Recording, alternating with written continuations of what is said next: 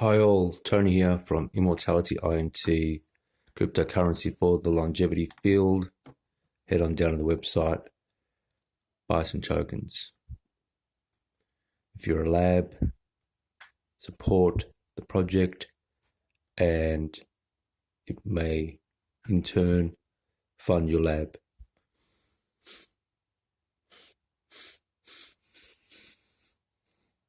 Today we're going to read The Hallmarks of Aging. This paper is cited a lot as the main paper of aging. Now, what do we know about aging before we start reading? We know metabolic dysfunction makes people sick and kills them. Diets like the standard American diet versus vegan diet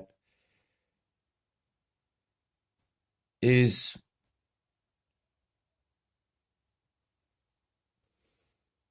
clear that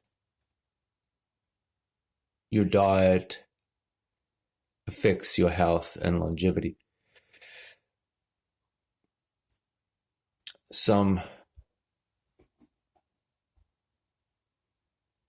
What has been identified is that certain foods exceed the digestive system's rate of consumption, rate of processing, and they are very easily absorbed or very quickly absorbed into the bloodstream faster than the organs can process them. And in that time, there is destruction and there is states that lead to disease.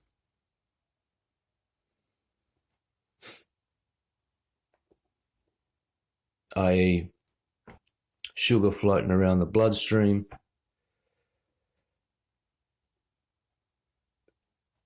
and sugar having to be stored anywhere that you can fit it.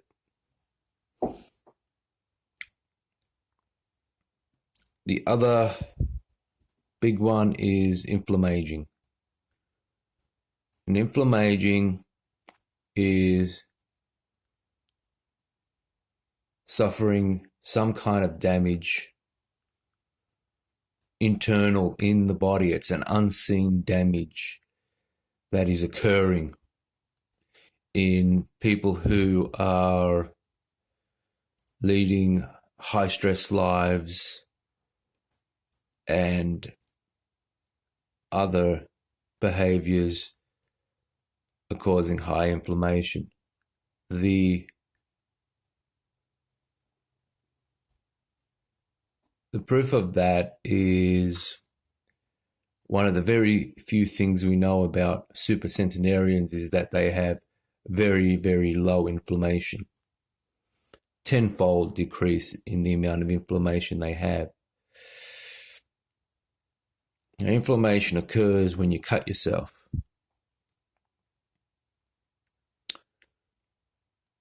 But it is also occurring inside the body. Now, what we can say is that when we cut ourselves, we know we've damaged something. So, while in the body, there is no perceived damage, but there's inflammation because there might be some kind of damage occurring, or absent some damage, something is triggering the inflammation. High stress lives, people who are highly stressed and lead highly stressed life, they're likely to have higher inflammation, chronic inflammation.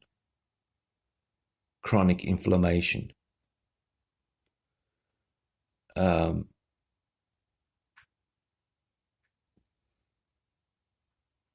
third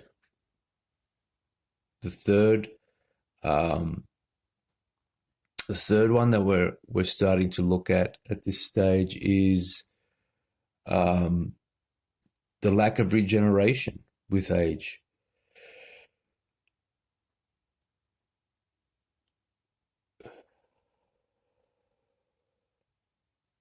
The lack of regeneration with age is possibly the biggest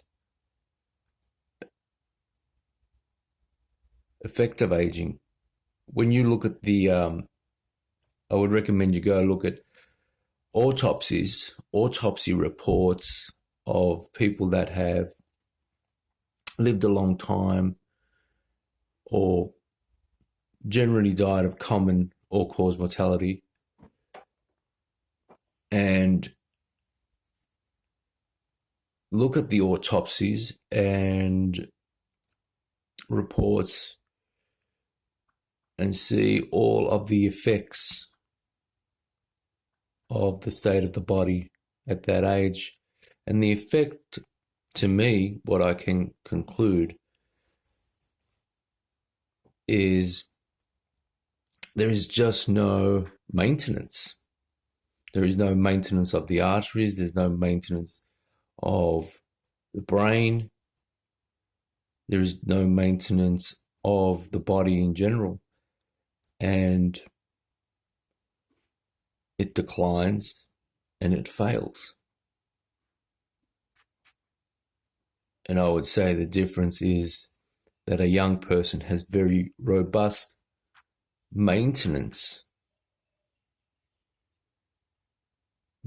system, regenerative system. And we can see that when we cut ourselves, the rate, how long it takes to heal. Now, there's a big process by the immune system to repair that area. An activation of the stem cells, and that just doesn't occur in old people. The result is some of them die when their aorta ruptures, right? Why would the aorta rupture? Well, it hasn't been maintained. It's not being maintained, right? It's just degrading. So that's something that I might look at after I finish looking at inflammaging complete. But today we have a landmark article which was titled The Hallmarks of Aging. Now, June 6, 2013. It's not an old article. The Hallmarks of Aging. Aging is categorized by a progressive loss of physical integrity, leading to impairment, function, and increased vulnerability to death. The deterioration is the primary risk factor for major human pathologies, including cancer, diabetes, cardiovascular disorders, and neurodegenerative diseases. Well, with cancer, we know that the microenvironment is conducive to a lot of cancers, and we also know that the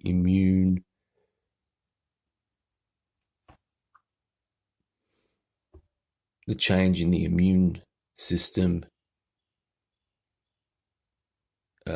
permits cancer rather than causes it. It permits it. It goes into a state where these things can arise.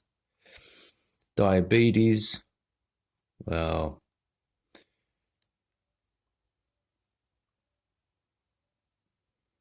cardiovascular disorders, and neurodegenerative diseases. That inflammation also occurs in the brain with people with high inflammation. In highly stressed societies, you can see it. When some people are stressed, you can see that their head kind of blows up. It's all inflamed. They go on a holiday, They go to a different society, they relax for 2 weeks, they relax for 3 weeks or a month, and when they come back, they've deflated because the inflammation has gone down.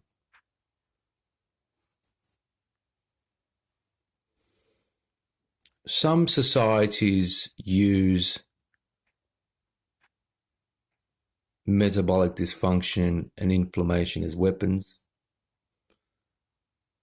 Okay, once they find out about this information, they will weaponize it.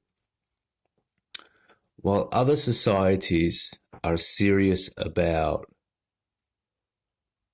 keeping inflammation low on a societal level and addressing metabolic dysfunction on a societal level. So there are two kinds of societies in the world.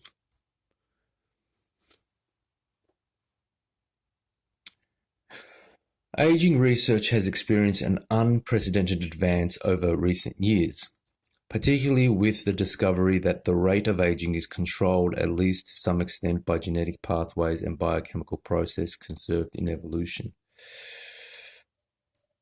Well, that hasn't really been established. You know, we've heard reports, but it hasn't really been established, for me anyway, that genetic pathways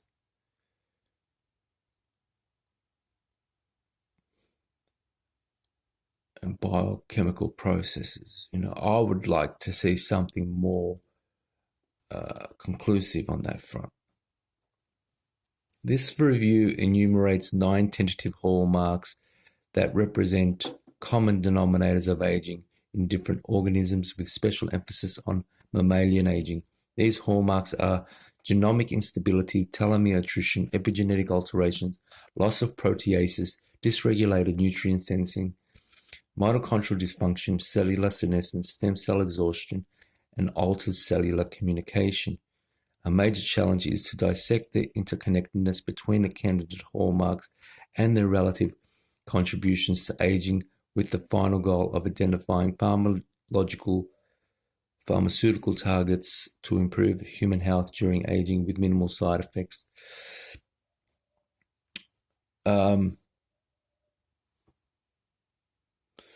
What I want to say is, does this scale back to a higher cause that goes back to one? Like in physics, they have the toe, which is the theory of everything, and it's supposed to be one theory that explains all of it. Like, can these scale back, and then in doing so, there are less hallmarks because there is an upstream causation?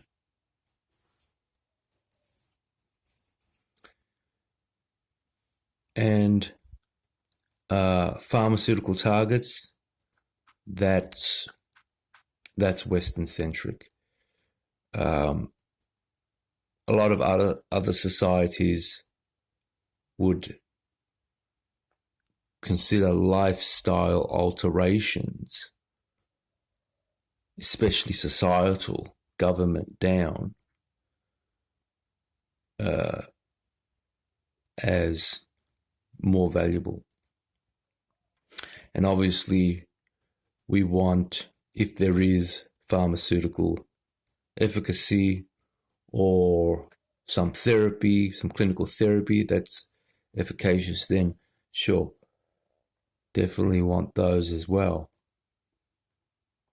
We had those, the senolytics are heating up.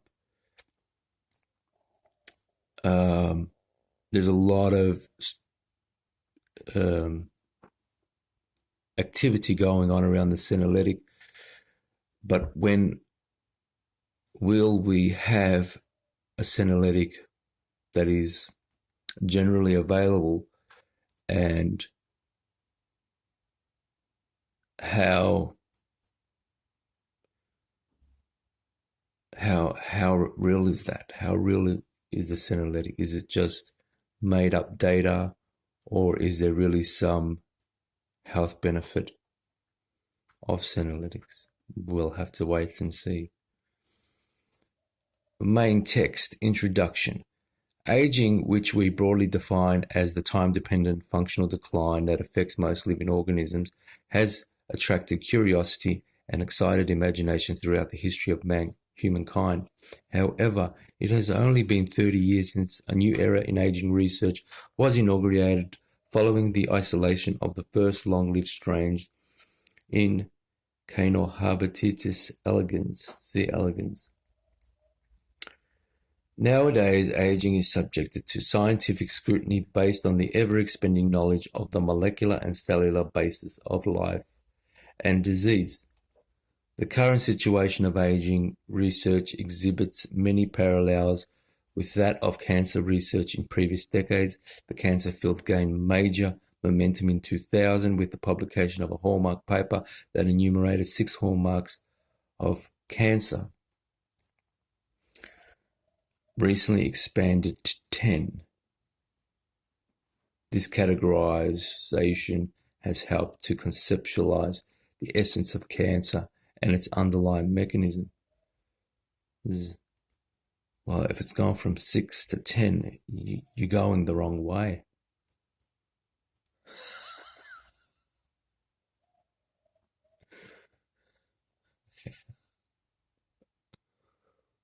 Another mouth to feed.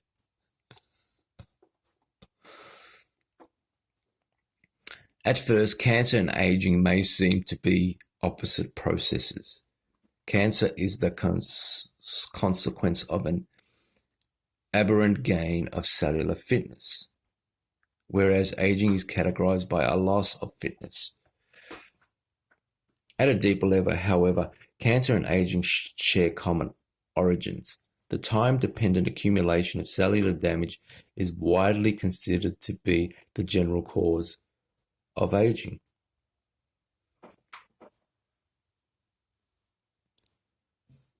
Concomitantly, cellular damage may occasionally provide aberrant advantages to certain cells, which can eventually produce cancer. Therefore, cancer and aging can be regarded as two different manifestations of the same underlying process, namely the accumulation of cellular damage.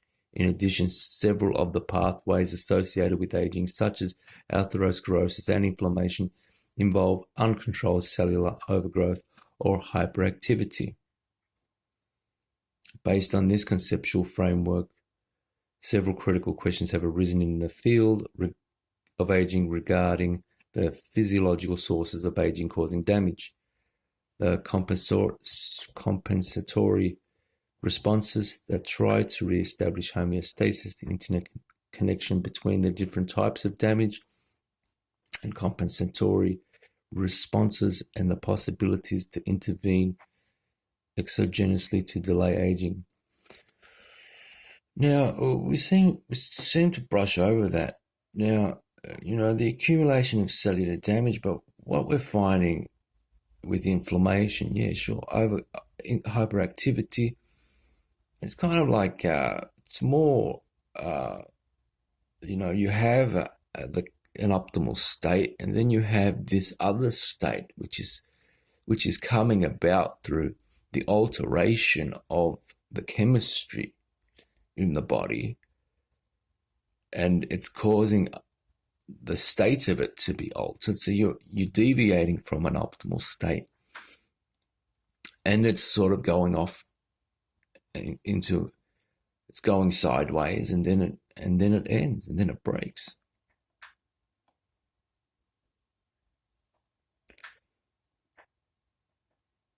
Here we have attempted to identify and categorize the cellular and molecular hallmarks of aging. We propose 9 candidate hallmarks that are generally considered to contribute to the aging process and together determine the aging phenotype. Figure 1.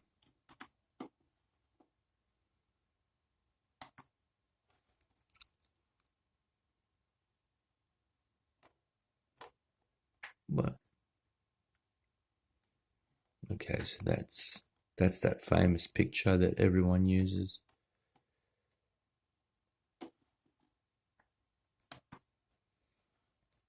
Given the complexity of the issue, we have emphasized current understanding of mammalian aging while recognizing pioneer insights from simpler model organisms. Each hallmark should ideally fulfill the following criteria. It should manifest during normal aging. Its experimental aggravation should accelerate aging, and its experimental amelioration should retard the normal aging process and hence increase healthy lifespan. Well, that's an interesting criteria. There's some basis for candidates. This set of ideal requisites is met to varying degrees by the proposed hallmarks, an aspect that will be discussed in detail for each of them. The last criterion is the most difficult to achieve, even if restricted to just one aspect of aging. For this reason, not all of the hallmarks are fully supported yet by interventions that succeed in ameliorating aging. This caveat is tempered by the extensive interconnectedness between aging hallmarks, implying that experimental amelioration of one particular hallmark may impinge on others. That's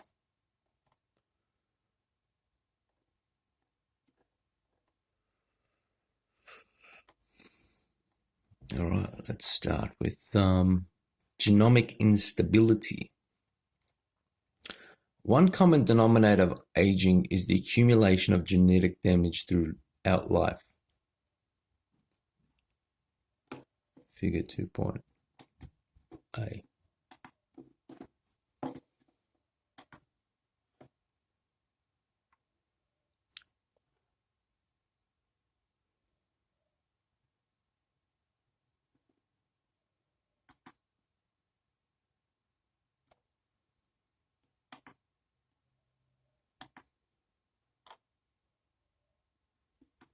So they're saying that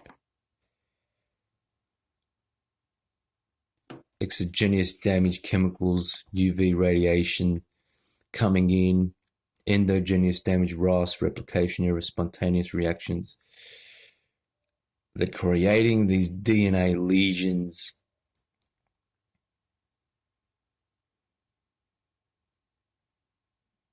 Mismatch, telomere shortening, base damage, adduct formation, interstrand crosslinks, spindle errors, double strand breaks, mismatches, telomere shortening.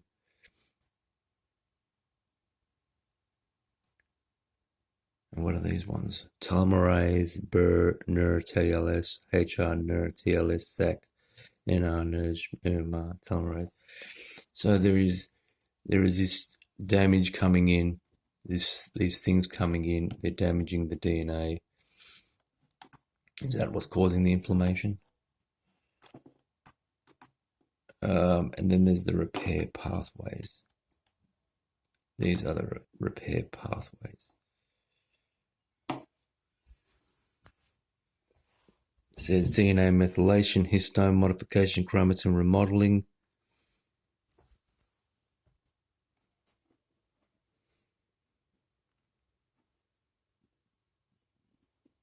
Transcriptional noise, RNA processing aberrations, impaired DNA repair, chromosomal instability. The result is aging.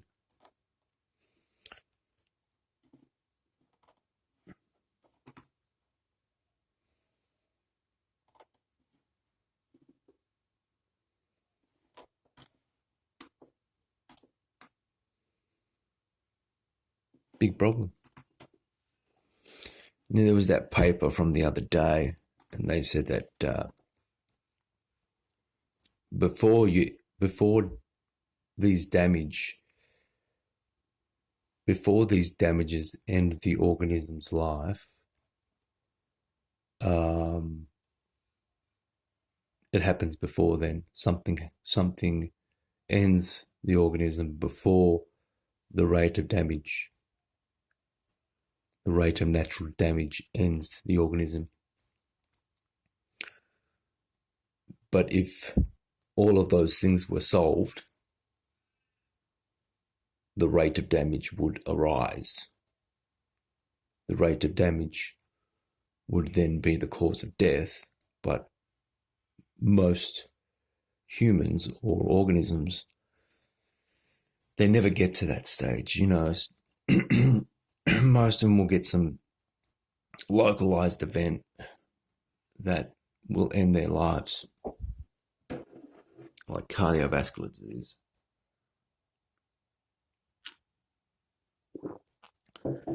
At this stage,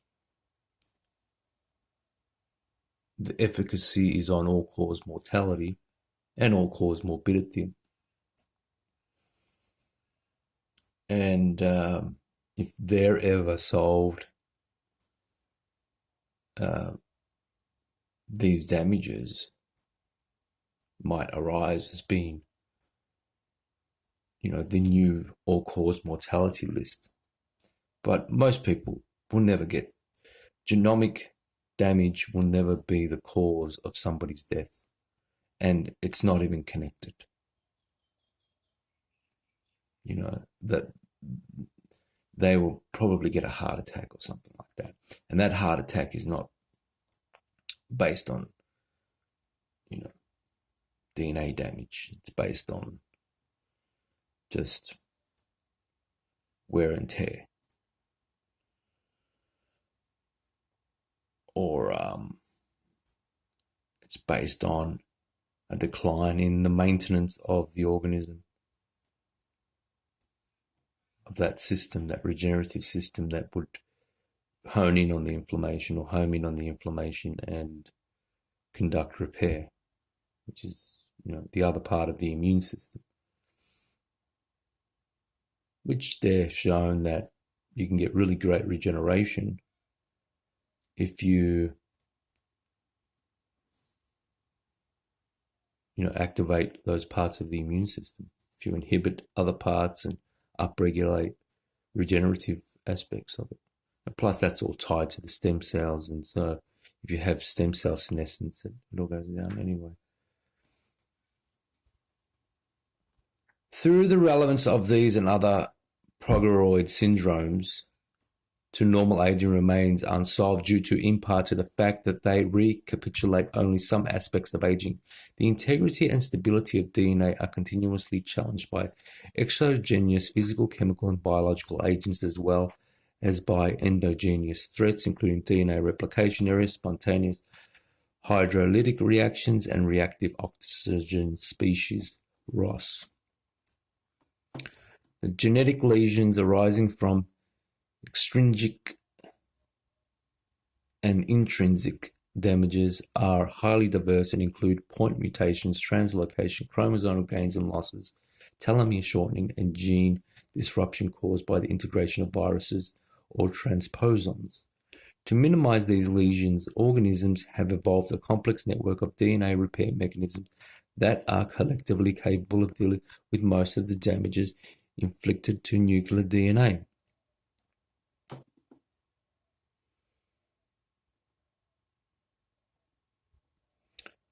The genomic stability systems also include specific mechanisms for maintaining the appropriate length and functionality of telomeres, which are the top of the separate hallmark, see below, and for ensuring the integrity of mitochondrial DNA, mtDNA. In addition to these direct lesions in the DNA, defects in the nuclear architecture known as laminopathies can cause genetic instability and result in premature aging syndromes. Telomeres, they have those experiments where they have cells in a petri dish, they put telomerase in there, and then the cell becomes immortal, which is a pretty amazing demonstration. Now, I'm starting to think that these syndromes, these Werner syndromes, these progeroid syndromes, I'm starting to think that they don't really resemble aging, but I don't want to say anything. I don't want to change their view. With the progeroid syndromes, you have the lemon A mutation that inhibits cell replication because the lemon A mutation alters the molecular nature of the cell. Or is it the nucleus of the cell? Which makes mitosis or inhibits mitosis. And the result is what it is, the disease. I've found that another disease that's not quite well known resembles aging more closely, and that is something called cutis laxa. And that disease is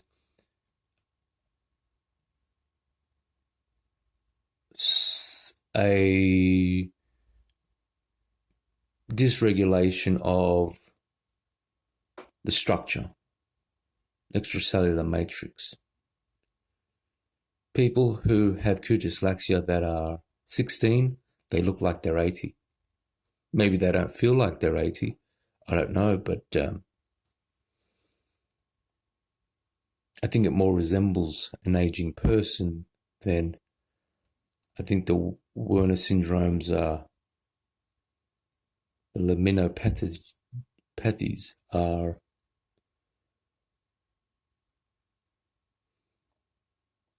not the same.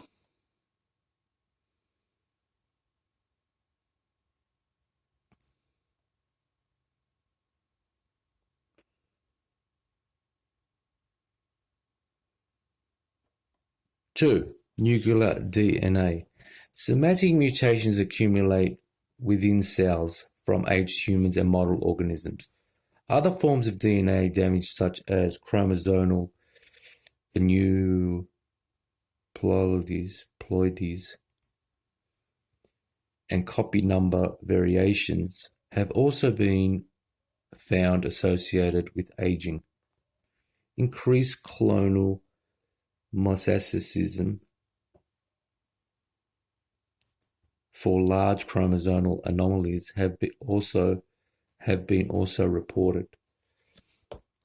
All of these forms of DNA alterations may affect essential genes and transcriptional pathways, resulting in dysfunctional cells that, if not eliminated by apoptosis or senescence, may jeopardize tissue and organismal homeostasis. This is especially relevant when DNA damage impacts the functional competence of stem cells, thus compromising their role in tissue renewal. Stem cell exhaustion. Causal evidence for the proposed links between lifelong increase in genomic damage and aging have arisen from studies in mice and humans showing that deficiencies in DNA repair mechanism cause accelerated aging in mice and underlie several human progeroid syndromes such as Werner syndrome, Bloom syndrome, xeroderma pigmentosum, trichothiodystrophy, Cockayne syndrome, and Seckle syndrome. I haven't seen those syndromes. We'll have a look at those syndromes. I'll have a look at those later.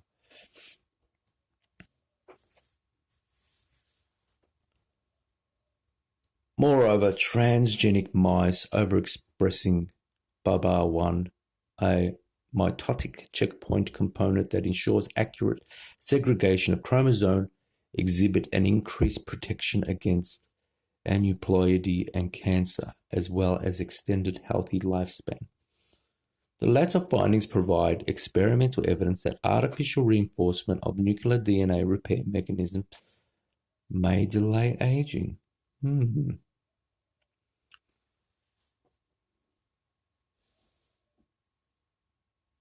Well, do they?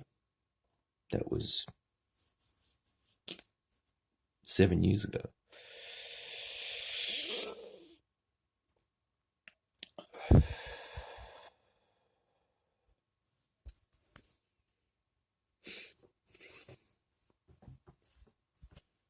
Mitochondrial DNA.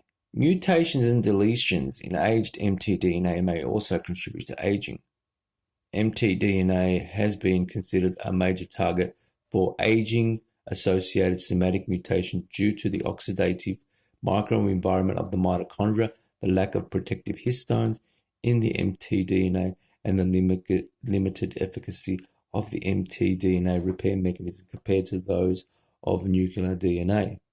The causal implication of mtDNA mutation in aging has been controversial because of the multiplicity of mitochondrial genomes, which allows for the coexistence of mutant and wild-type genomes within the same cell, a phenomenon that is referred to as heteroplasmy. However, single-cell analysis have revealed that despite the low overall level of mtDNA mutations, the mutational load of individual aging cells becomes significant and may attain a state of homeoplasmy in which one mutant genome prevails. Interestingly, contrary to previous expectation, most mtDNA mutations in adult or aged cells appear to be caused by replication errors early in life, rather than by oxidative damage. These mutations may undergo polyclonal expansion and cause respiratory chain dysfunction in different tissues. Studies of accelerated aging in HIV-infected patients treated with antiretroviral drugs, which interfere with mtDNA replication, have supported the concept of clonal expansion of mtDNA mutation originated early in life. The first evidence that mtDNA damage might be important for aging and age-related diseases derived from the identification of human multisystem disorders caused by mtDNA mutations that partially phenocopy aging.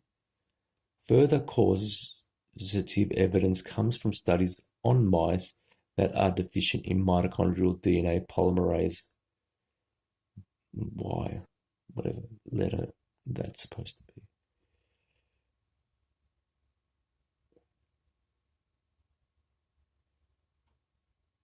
Is that gamma? These mutant mice exhibit aspects of premature aging and reduced lifespan in association with the accumulation of random point mutations and deletions in mtDNA. Cells from these mice show impaired mitochondrial function, but unexpectedly, this is not accompanied by increased ROS production. Moreover, stem cells from these progeroid mice are particularly sensitive to the accumulation of mtDNA mutation. See stem cell exhaustion. Further studies are necessary to determine whether genetic manipulations that have decreased the load of mtDNA mutations are able to extend lifespan. So,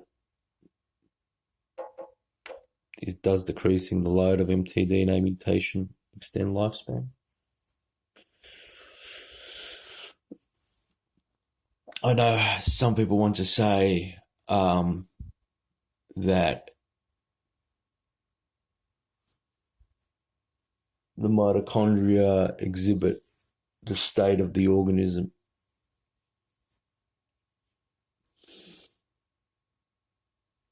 Not the other way around. That if there is mitochondrial cell-to-cell translocation, apparently they sampled the blood of some people, they found mitochondria in it. And then there is a thing where mitochondria can leave the cell and jump into another cell. I don't know if that's true or not, but so then they came out with infusions of mitochondria, and they found that there is some health benefit from it, especially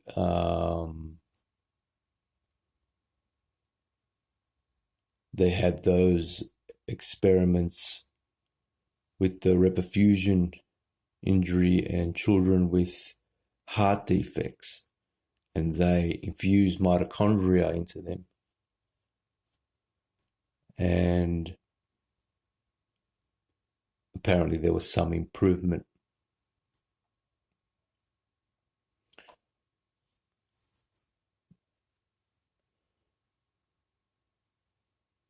To their state.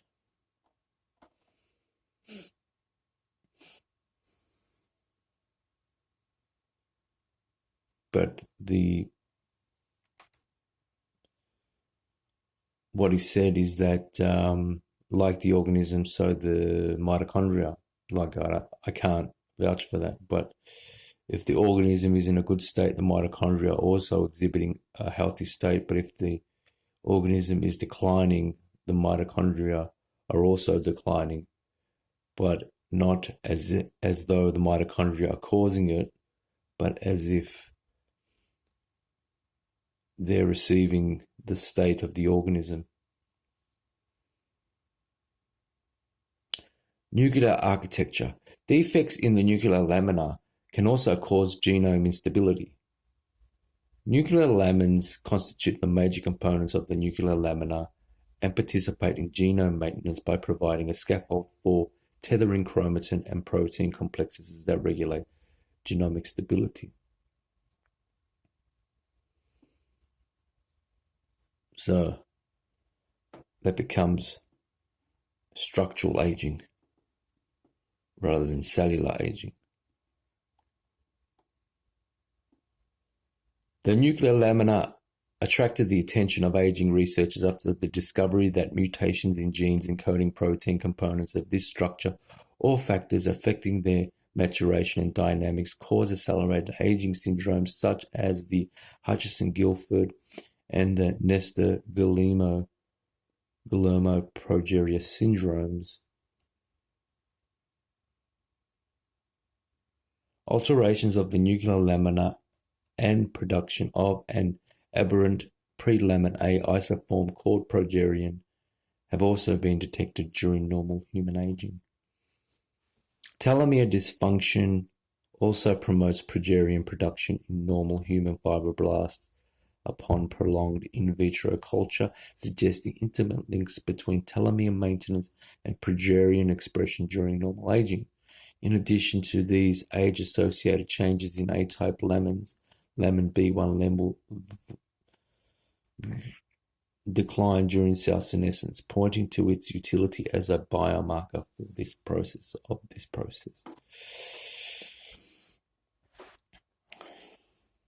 Animal and cellular models have facilitated the identification of the stress pathways elicited by aberrations in the nuclear lamina characteristics of HGPS. These pathways include the activation of P53, deregulation of the somatotropic axis, and attrition of adult stem cells. The causal relevance of nuclear lamina abnormalities in premature aging have been supported by the observation that decreasing pre-lamin A or progeriin level delays the onset of progeroid features and extends lifespan in mice models of HGPS. This can be achieved by systemic injection of antisense oligonucleotides, farnesyltransferase inhibitors, or a combination of statins and aminobisphosphonate. Restoration of the somatotropic axis through hormonal treatments or inhibition of NF-κB signaling also extends lifespan in these progeroid mice. Moreover, the homologous recombination-based strategy has been developed to correct the eliminate mutations in induced pluripotent stem cells derived from HGPS patients, opening an avenue towards future cell therapies. Further studies are necessary to validate the idea that reinforcement of the cellular architecture can delay normal aging, of the nuclear architecture can delay normal aging.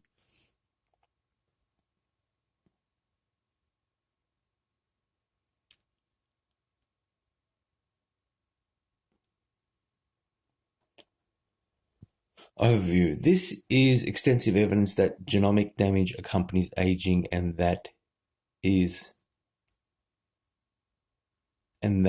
artificial. Overview.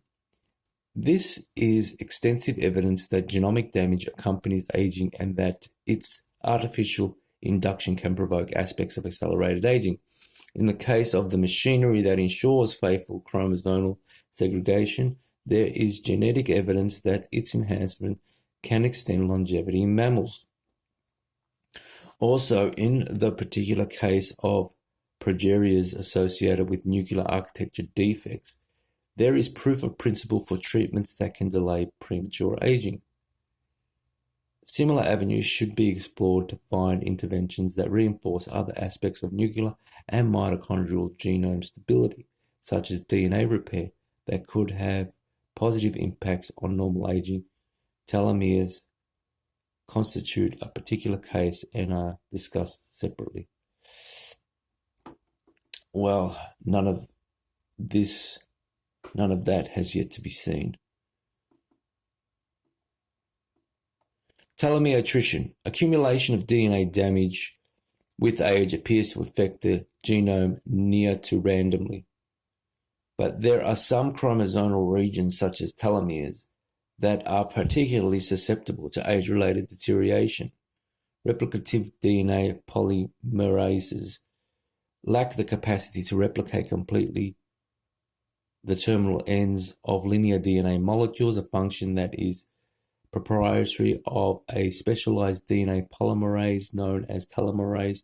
However, most mammalian somatic cells do not express telomerase, and this leads to the progressive and cumulative loss of telomere protective sequences from chromosome ends. Telomere exhaustion explains the limited proliferative capacity of some types of in vitro culture cells, the so-called replicative senescence or Hayflick limit. Indeed, ectopic expression of telomerase is sufficient to confer immortality to otherwise mortal cells without causing oncogenic transformation. Importantly, telomere shortening is also observed during normal aging in human and in mice. Telomeres are bound by a characteristic multiprotein complex known as shortening. A main function of this complex is to prevent the access of DNA repair proteins to the telomeres. Otherwise, telomeres would be repaired as DNA breaks, leading to chromosome fusions. Due to their restricted DNA repair, DNA damage at telomeres is notably persistent and highly efficient in inducing senescence and or apoptosis.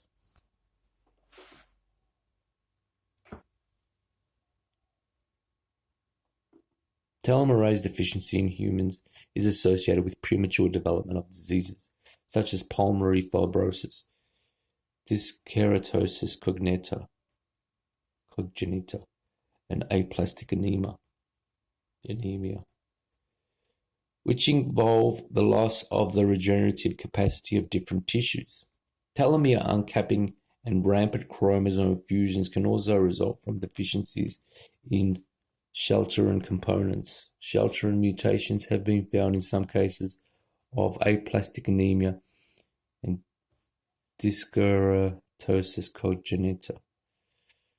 Various loss of function models for shortened components are characterized by rapid decline of regenerative capacity of tissues and accelerated aging, a phenomenon that occurs even in the presence of telomeres with a normal length. Genetically modified animal models have established causal links between telomere loss, cellular senescence, and organismal aging. Thus, mice with shortened and lengthened telomeres exhibit decreased or increased lifespan, respectively. Recent evidence also indicates that aging can be reverted by telomerase activation. In particular, the premature aging of telomerase-deficient mice can be reverted when telomerase is genetically reactivated in these aged mice. Moreover, normal physiological aging can be delayed without increasing the incidence of cancer in adult wild-type mice by systemic viral transduction of telomerase. In humans, recent meta-analyses have supported the existence of a strong relations between short telomeres and mortality risk, particularly as at younger ages. Overview. Normal aging is accompanied by telomere attrition in mammals. Moreover, pathological telomere dysfunction accelerates aging in mice and humans, whereas experimental stimulation of telomerase can delay aging in mice, thus fulfilling all of the criteria for a hallmark of aging. Well, they've done a lot of work on telomeres and telomerase. The wonderful thing about it is you can see it with the naked eye. It's not something which is hidden and told. There's actually visible proof of its claim. You know, there's actually some effect to break the Hayflick limit. It's really a proof of concept. I mean, what can you do with it? I mean, do you infuse telomerase in people? I mean, how do you use it? You know, and what can somebody expect? We've done a lot of work in telomeres and telomerase. Epigenetic alterations. A variety of epigenetic alterations affects all cells and tissues throughout life. Epigenetic changes involve alterations in DNA methylation patterns, post-translational modification of histones and chromatin remodeling, increased histone H4K16 acetylation, H4K20 trimethylation, and H3K4 trimethylation, as well as decreased H3K9 methylation, H3K27 trimethylation constitute age-associated epigenetic marks. The multiple enzymatic systems assuring the generation and maintenance of epigenetic patterns include DNA methyltransferases, histone acylatases, desylatases, methylases, and demethylases, as well as protein complexes implicated in chromatin remodeling. Histone modification. Histone methylation meets the criteria for a hallmark of aging in invertebrates. Deletion of components of histone methylation complexes for H3K4 and for H3K27 extends longevity in nematodes and flies, respectively. Moreover, inhibition of histone demethylases for H3K27 in worms may extend lifespan by targeting components of key longevity routes, such as the insulin IGF-1 signaling pathway. It is not yet clear whether manipulations of histones modification enzymes can influence aging through purely epigenetic mechanism by impinging on DNA repair and genetic stability, or through transcriptional alterations affecting metabolic or signaling pathways outside the nucleus. Members of the sirtuin family of NAD-dependent protein deacylatases and ADP robotransferases have been studied extensively as potential anti-aging factors. Interest in this family of proteins in relation to aging stems from a series of studies in yeast, flies, and worms, which reported that a single sirtuin gene of these organisms, named SIRT2, had a remarkable longevity activity. Overexpression of SIRT2 was first shown to extend replicative lifespan in Saccharomyces cerevisiae, and subsequent reports indicated that enhanced expression of the worm and fly orthologs could extend lifespan in both invertebrate model systems. These findings have recently been called into question, however, with the report that the lifespan extension originally observed in the worm and fly studies was mostly due to confounding genetic background differences and not to overexpression of SIR2.1 or DSIR respectively. In fact, careful reassessments indicate that overexpression of SIR2.1 only results in modest lifespan extension in C. elegans. Regarding mammals, several of the 7 mammalian sirtuin paralogs can ameliorate various aspects of aging in mice. In particular, transgenic overexpression of mammalian SIRT1, which is the closest homolog to invertebrate SIRT2, improves aspects of health during aging but does not increase longevity. The mechanisms involved in the beneficial effects of SIRT1 are complex and interconnected, including improved genomic stability and enhanced metabolic efficiency. See deregulated nutrient sensing. More compelling evidence for sirtuin-mediated prolongevity role in mammals have been obtained for SIRT6, which regulates genomic stability, NF-kB signaling, and glucose homeostasis through histone HKK9 deacetylation. Mutant mice that are deficient in SIRT6 exhibit accelerated aging, whereas male transgenic mice overexpressing SIRT6 have a longer lifespan than control animals, associated with reduced serum IGF-1 and other indicators of IGF-1 signaling. Interestingly, the mitochondrial located sirtuin SIRT3 have been reported to mediate some of the beneficial effects of dietary restriction in longevity, though its effects are not due to histone modification, but rather due to deacetylation of mitochondrial proteins. Very recently, overexpression of SIRT3 have been reported to improve the regenerative capacity of aged hematopoietic stem cells. Therefore, in mammals, at least 3 members of the sirtuin family, SIRT1, SIRT3, and SIRT6, contribute to healthy aging.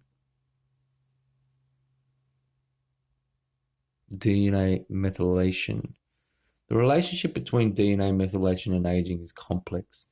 Early studies described an age-associated global hypomethylation, but subsequent analysis revealed that several loci, including those corresponding to various tumor suppressor genes and polycomb target genes, actually become hypermethylated with age. Cells from patients and mice with progeroid syndromes exhibit DNA methylation patterns and histone modification that largely recapitulate those found in normal aging. All of those epigenetic defects or epimutations accumulated throughout life may specifically affect the behavior and functionality of stem cells. See stem cell exhaustion. Nevertheless, there is no direct experimental demonstration thus far that organismal lifespan can be extended by altering patterns of DNA methylation. Chromatin remodeling. DNA and histone modifying enzymes act in concert with key chromosomal proteins, such as the heterochromatin protein 1-alpha, HP1-alpha, and chromatin remodeling factors such as polycomb groups proteins or the NERD complex, whose levels are diminished in both normally and pathologically aged cells. Along with the above discussed epigenetic modification in histones and DNA methylation. Alterations in these epigenetic factors determine changes in chromatin architecture, such as global heterochromatin loss and redistribution, which constitute characteristic features of aging. The causal relevance of these chromatin alterations in aging is supported by the findings that flies with loss of function mutations in HP1 alpha have a short lifespan, whereas overexpression of this heterochromatin protein extends longevity in flies and delays the muscular deterioration characteristic of old age. Supporting the functional relevance of epigenetically mediated chromatin alterations in aging, there is a notable connection between heterochromatin formation and repeated DNA domains and chromosomal stability. In particular, heterochromatin assembly at pericentric region requires trimethylation of histones H3K9 and H4K20, as well as HP1 alpha binding, and is important for chromosomal stability. Mammalian telomeric repeats are also enriched for these chromatin modifications, indicating that chromosome ends are assembled in heterochromatin domains. Subtelomeric regions are also show features of constitutive heterochromatin, including H3K9, H4K20, trimethylation, HP1 alpha binding, and DNA hypermethylation. Thus, epigenetic alterations can directly impinge on the regulation of telomere length, one of the hallmarks of aging. Transcriptional alterations. Aging is associated with an increase in transcriptional noise and an aberrant production and maturation of many mRNAs. Microarray-based comparisons of young and old tissues from several species have identified age-related transcriptional changes in genes encoding key components of inflammatory mitochondrial and lysosomal degradation pathways. I would think that there is no I would think that the current evolved human state would have some blueprint that was young and some blueprint that wasn't young, and the difference between those two things are, aging.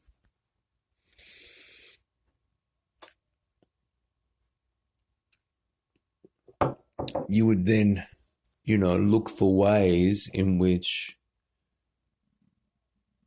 you would change something in the old organism, and then it would look more like the young mechanism.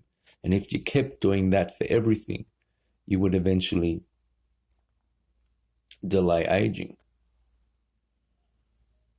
or possibly even find other things that could reverse it or extend lifespan.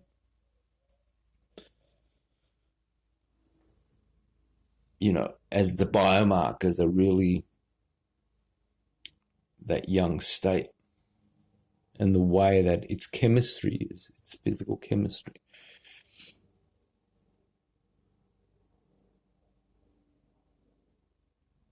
Because this is pretty deep. I mean, people aren't aging and dying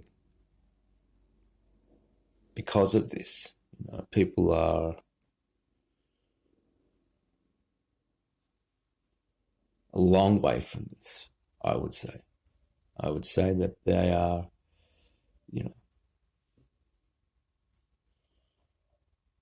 they are, there is a higher level mechanical damage that occurs that probably can't be related to this kind of thing.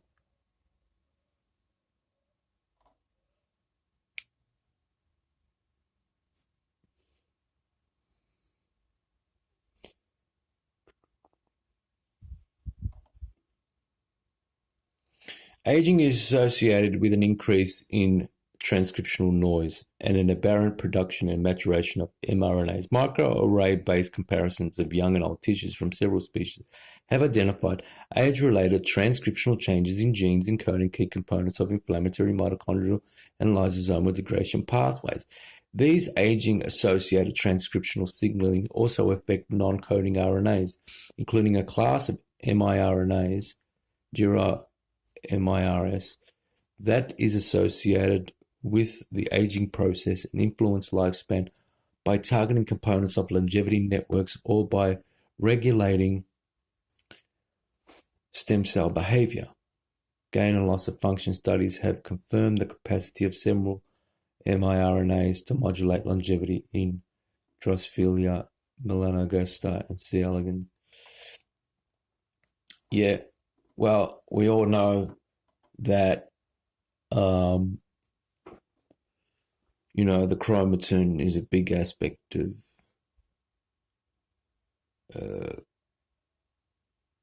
making stuff that maintains the body and maintaining a chemistry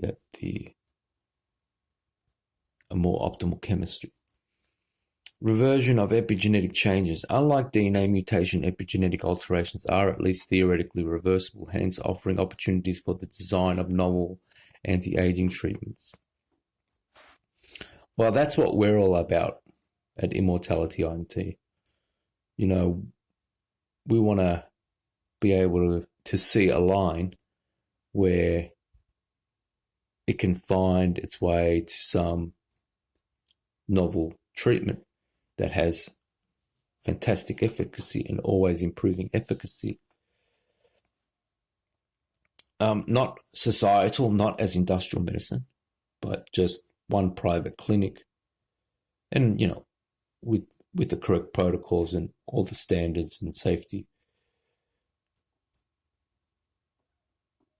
Restoration of physiological H4 acylation through administration of histone deacylase inhibitors avoids the manifestation of age-associated memory impairment in mice, indicating that reversion of epigenetic changes may be neuroprotective effects.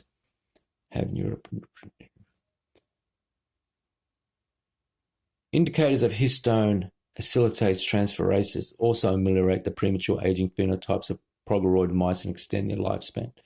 So you're saying that altering the epigenome or throwing RNAs in there to bypass the epigenome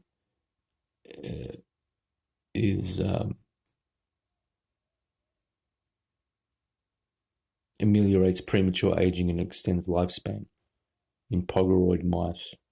Moreover, the recent discovery of transgenerational epigenetic inheritance of longevity in C. elegans suggests that manipulation of specific chromatin modification in parents can induce an epigenetic memory of longevity in their descendants. Conceptually similar to histone acylase transferase inhibitors, histone deacylase inhibitors, activators may conceivably promote longevity. Conceptually similar to histone acetyltransferase inhibitors, histone deacylase activators may conceivably promote longevity. Resveratrol has been extensively studied in relation to aging, and among its multiple mechanisms of actions are the upregulation of SIRT1 activity, as well as other effects associated with epigenetic defects, seeing mitochondrial dysfunction. While resveratrol has come into question, has not been a SIRT1 activator. They've known resveratrol to be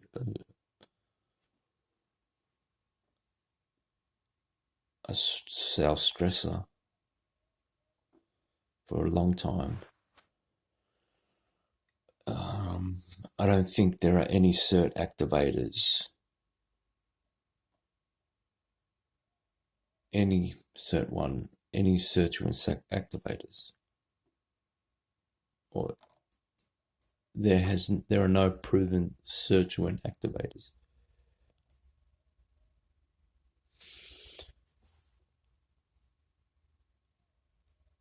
maybe some microRNA, some non-coding RNA could activate SIRT1.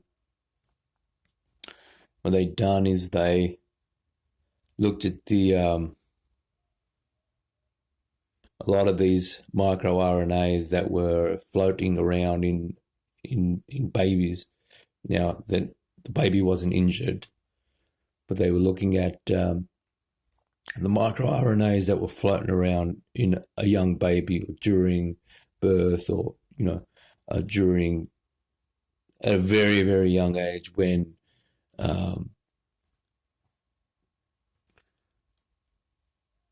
there's no fibrosis and there's perfect healing and all of that.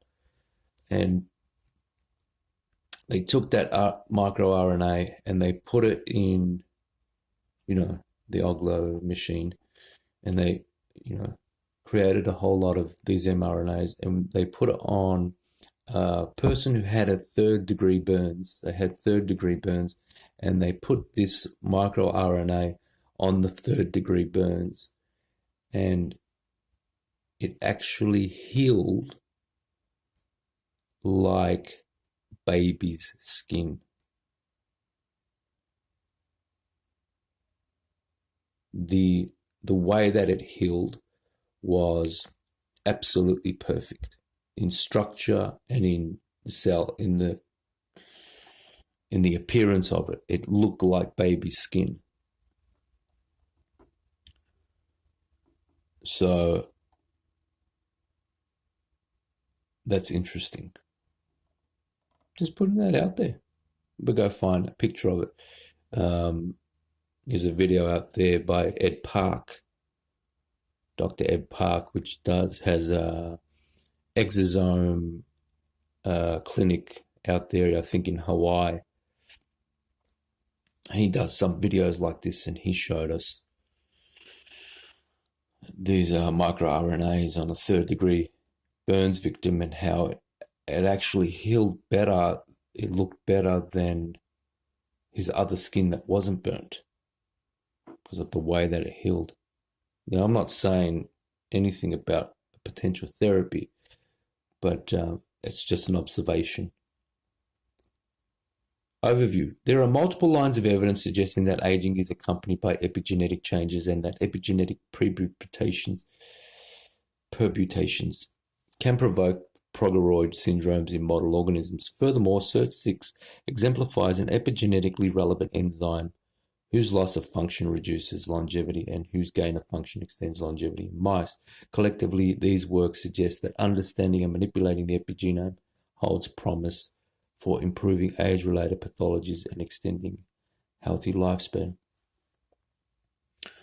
Well, if you can activate the chromatin, the epigenome, or even bypass it with RNAs, then what can you do? What are the products of SIRT6 activation? Can you just create those products? You can't eat those products, but you can probably infuse them. Loss of proteasis. Aging and some aging-related diseases are linked to impaired protein homeostasis or proteostasis. All cells take advantage of an array of quality control mechanisms to preserve the scalability, to preserve the stability and functionality of their proteomes. Proteostasis involves mechanisms for the stabilization of correctly folded proteins, more predominantly the heat shock family of proteins, and mechanisms for the degradation of proteins by the proteasome or the lysosome. Moreover, there are regulators of age-related proteotoxicities such as MOAG4 that act through an alternative pathway distinct from molecular chaperones and proteases. All of these systems function in a coordinated fashion to restore the structure of misfolded polypeptides or to remove and degrade them completely, thus preventing the accumulation of damaged components and assuring the continuous renewal of intracellular proteins. Accordingly, many studies have demonstrated that proteostasis is altered with aging. Additionally, chronic expression of unfolded, misfolded, or aggregated proteins contributes to the development of some age-related pathologies such as Alzheimer's disease, Parkinson's disease, and cataracts. Loss of proteostasis. Let's have a look at this. Figure 3. Endogenous and extragenous stress causes the unfolding of proteins or impairs proper folding during protein synthesis. Unfolded proteins are usually refolded by heat shock proteins or are targeted to destruction by the ubiquitin proteasase or lysosomal autophagic pathways. The autophagic pathways include recognition of unfolded proteins by the chaperone HSC70 and their subsequent import into lysosomes, chaperone-mediated autophagy, or sequestration of damaged proteins and organelles in autophagosomes that later fuse with lysosomes, macroautophagy.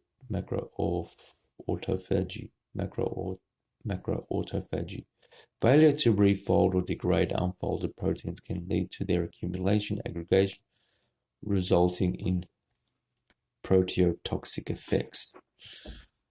Heat shock, ER stress, oxidative stress, folded protein, unfolded protein. One of them gets destructed in autophagy, proteasomal degradation, tries to refold them, aggregation, can't do it, gets jammed up.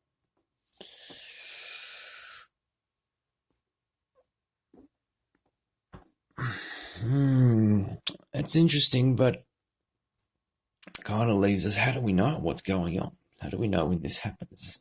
How do you stop it from happening?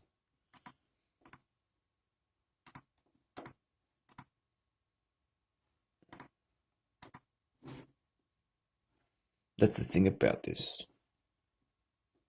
That all works, but when there's aggregation, it leads to aging. But,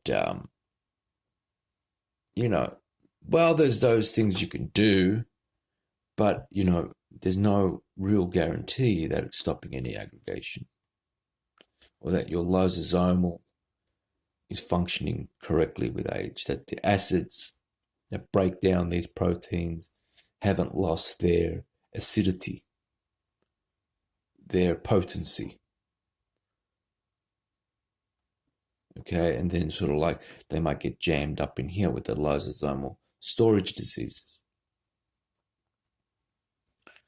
Or that, this is getting screwed up and they keep trying to fold it and they never can do it, and then it gets jammed up there, which leads to aggregation. So there's no real way to guarantee from our perspective, from a human perspective, that you're somehow ameliorating this situation, other than possibly starving yourself of protein for a certain time in order to give these guys a rest, in the hope that the autophagy, the process of fasting and the autophagy, resets this system.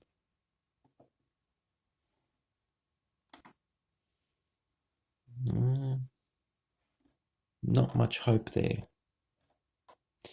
Chaperone-mediated protein folding and stability.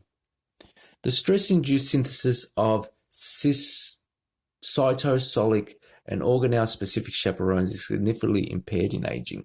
A number of animals models support a causative impact of chaperone decline on longevity. In particular, transgenic worms and flies overexpressing chaperones are long-lived, so they purview more chaperones. Get some more chaperones so they can break down those misfolded proteins. Also, mutant mice deficient in a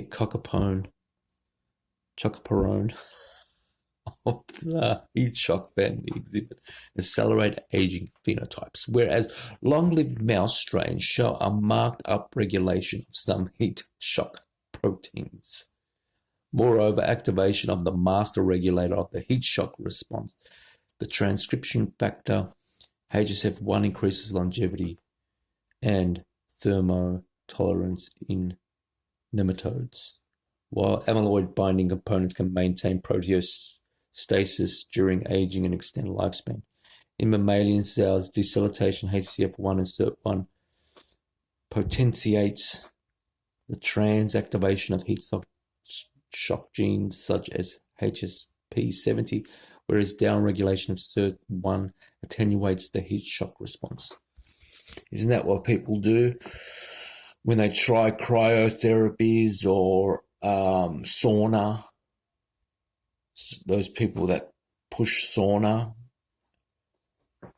these high heat moments, or even exercise, that it, upregulates the production of these heat shock proteins.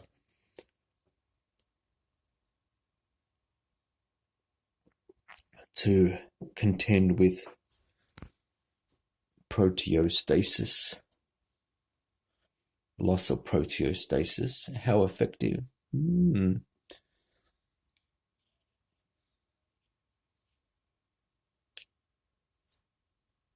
Maybe even fasting. Several approaches for maintaining or enhancing proteostasis aim at activating protein folding and stability mediated by chaperones. Pharmacological induction of the heat shock protein, HSP72, preserves muscle function and delays progression of dystrophic pathology in mouse models of muscular dystrophy. Small molecules may be employed as pharmacological chaperones to assure the refolding of damaged proteins and to improve age-related phenotypes in model organisms. So there are actually pharmacological molecules that may be able to aid in that, which is interesting.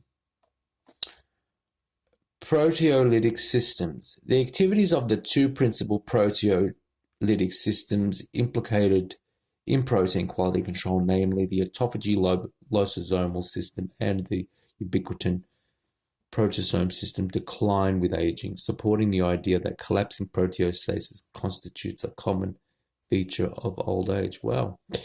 So the two proteolytic systems, named the autophagy lysosomal system and the ubiquitin proteasome system, decline with aging. So those systems itself decline with aging. So their ability to break down these proteins that don't want to fold properly, that probably goes back to, they probably have some protein deficient, some protein alterations by some DNA mutation that causes them to not be able to fold properly. They get in a way, like that laminae in the progeroid mice. The laminae mutation doesn't allow mitosis to occur. Regarding autophagy, transgenic mice with an extra copy of the chaperone-mediated autophagy receptor LAMP2 do not experience aging-associated decline in autophagic activity and preserve improved hepatic function with aging. Well, there you go. There's the guys who want to add genes to people. Maybe LAMP2 is one of those genes. I think they're doing it in dogs at the moment. They're adding genes to them.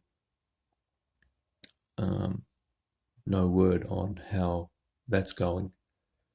Interventions using chemical inducers of macroautophagy another type of autophagy different from chaperone-mediated autophagy, have spurred extraordinary interest after the discovery that constant or intermittent administration of the mTOR inhibitor rapamycin can increase the lifespan of middle-aged mice. Notably, rapamycin delays multiple aspects of aging in mice. The lifespan extending effect of rapamycin is strictly dependent on the induction of autophagy in yeast, nematodes, and flies. However, similar evidence does not yet exist for the effects of rapamycin in mammalian aging or on mammalian aging, and other mechanisms such as inhibition of the ribosomal S6 protein kinase 1 S6K1 implicated in protein synthesis could contribute to explain the longevity effects of rapamycin.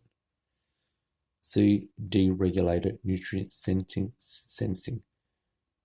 Spermidine, another macroautophagy inducer that, in contrast to rapamycin, has no immunosuppressive side effects. Well,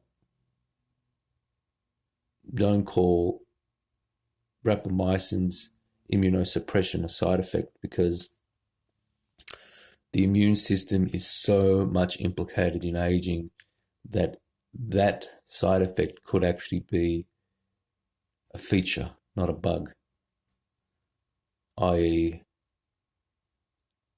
senescence and, the SASP and having some immunosuppression related to that. Also promotes longevity in yeast flies. Also promotes longevity in yeast, so spermidine also promotes spermidine, another macroautophagy inducer that, in contrast to rapamycin, has no immunosuppressive side effects. Also promotes longevity in yeast flies and worms via the induction of autophagy. It's strange the way we have inflammaging, and then we have rapamycin exhibiting an immunosuppression, and then it's called a side effect when immunosuppression might actually, help people age better. But it's because of the high doses that are used that people assume that when you take any rapamycin, it basically shuts down your whole immune system. They do.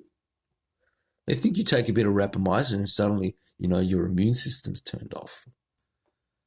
You're not supposed to take that much. It's not a clinical dose. It's a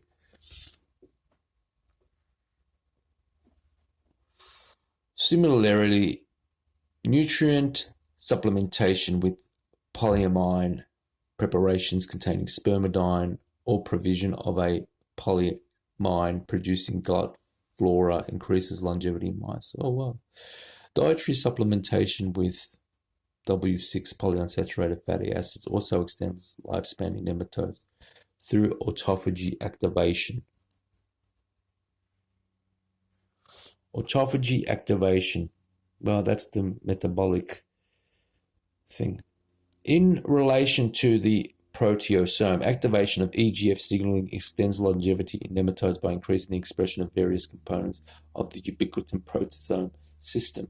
Likewise, the enhancement of proteasome activity by debutyrylase inhibitors or proteasome activators, ubiquitinase inhibitors or proteasome activators, accelerates the clearance of toxic proteins in human cultured cells and extends replicative lifespan in yeast. Moreover, increased expression of the proteasome subunit RPN6 by the FOXO transcription factor DAP16 confers proteotoxic stress and resistance and extends lifespan. So the problem is you can get to the bloodstream, okay, but you can't get to the cell, okay? So, the mode of delivery in a proposed therapy you'd have to create some kind of RNA to activate heat shock proteins, produce those heat shock proteins,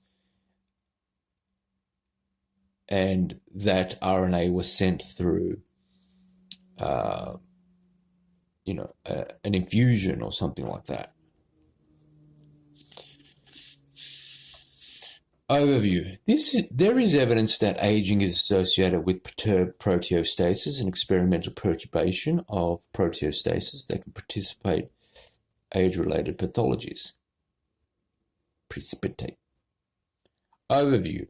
There is evidence that aging is associated with perturbed proteostasis and experimental perturbation of proteostasis can precipitate age-related pathologies.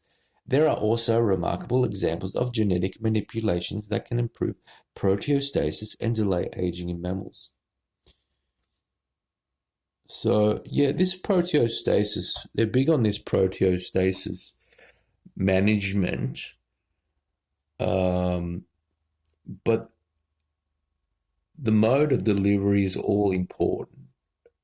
And again, I could only see a mode of delivery as trying to send in the code, the RNA, into the cell to produce maybe extra heat shock proteins of the various kinds and send it in that way.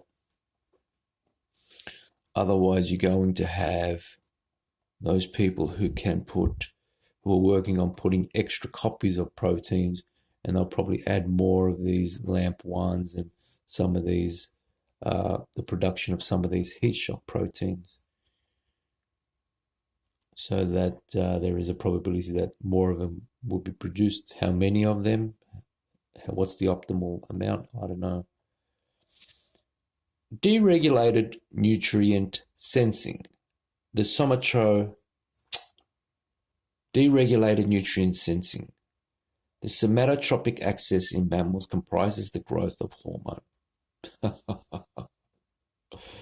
Deregulated nutrient sensing. The somatotropic axis in mammals comprises of growth hormone, which is produced by the interior pituitary and its secondary mediator, insulin-like growth factor 1, IGF-1, produced in response to GH by many cell types, most notably hepatocytes. The intracellular signaling pathway of IGF-1 is the same as that elicited by insulin, which informs cells of the presence of glucose. For this reason, IGF-1 and insulin signaling are known as the insulin and IGF-1 signaling pathway. I took HGH. I took a HGH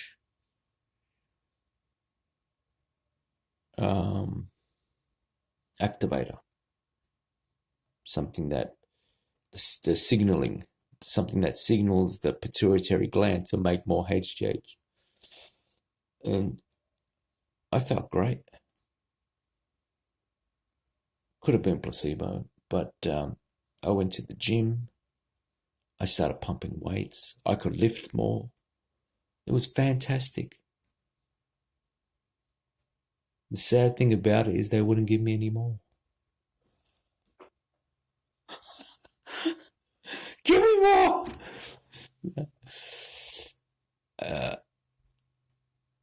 I mean, if you're going to head down to the gym, you want to take something like this. I mean, you have this whole social stigma on hormones. If you're aging, I wouldn't say take testosterone, because there are a lot of effects of taking testosterone relative to aging and lifespan. But I think HGH hits the spot. Pulsing HGH is a light androgen that really hits the spot. Not super physiological doses, just enough to get you over the hump. Because as you age and you exercise, there's a hump. You can't get over the hump. It's locked away. Taking an androgen, a safe androgen, whatever that may be, is the way to go. And what they have come out now with androgen receptors,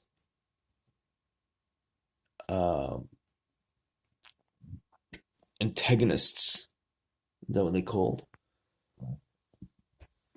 Selective androgen receptor something. Selective androgen receptor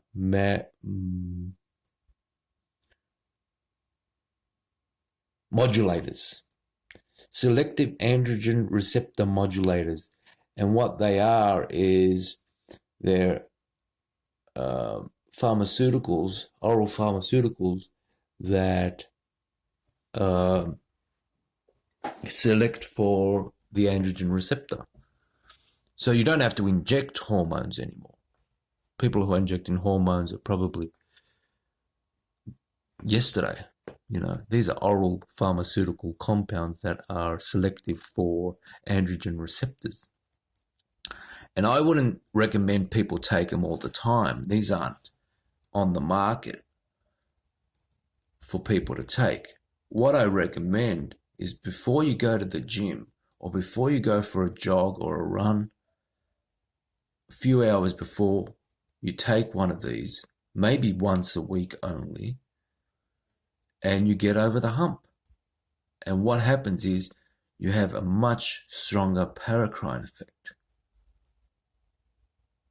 which is what you want as you're aging. But they have this issue with IGF-1, and they've detected that long-lived people have very low IGF-1, generally very low fasting blood sugar as well, compared to normal people. So you're starting to get into things of certain compounds that inhibit IGF-1, and there is some evidence that there is regeneration that occurs with some formula, with experiments in the TRIM trial with Greg Fay, that they have shown that they can regenerate the thymus from thymus involution. But they use a metformin or berberine to inhibit the IGF-1, yet put forward the HGH. But I think the IGF-1 is the fuel for the androgen effect, the remodeling that occurs. It's, there's a high sugar process, high protein, because it's a catabolic state, right? It's an androgenic state.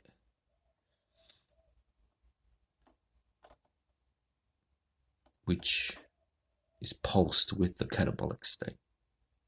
You sort of have to pulse those two things, but when you pulse it for the androgenic state, for some remodeling, GH is probably a good candidate. But there is a whole bunch of things that come along with it in relation to blood sugar control, and that is eliminating sugar completely from your diet, carbohydrates excluded, but really keeping a very low blood sugar if you don't want to deal with the IGF-1. So you can keep your blood sugar low. Remarkably, the IIS pathway is the most conserved aging controlling pathway in evolution, and among its multiple targets are the FOXO family of transcription factors and the mTOR complexes, which are also involved in aging conserved through evolution.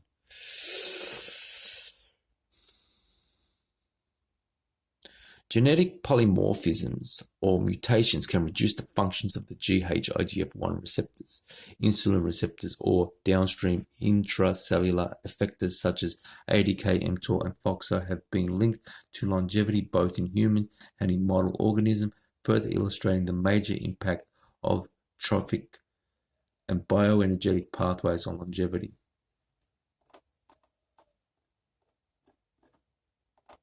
Figure 4, metabolic alterations.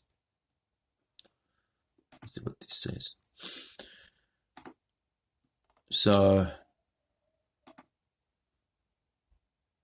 here they have GH, IGF-1, PI3K, ADK coming in, FOXO, dietary restriction, AMPK,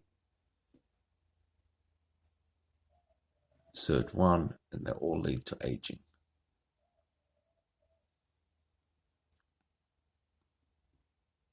So they try and inhibit maybe IGF-1, they try and inhibit their blood sugar with stuff like metformin, maybe stuff like, which has not shown to have health benefit in people who do not have type diabetes.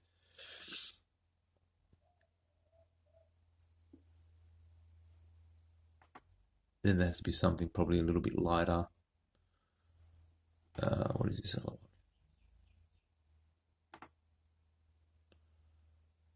Here we got mtDNA mutations, mitochondrial dysfunction, inflammation up, cell death up, bioenergetics down, hermetic response.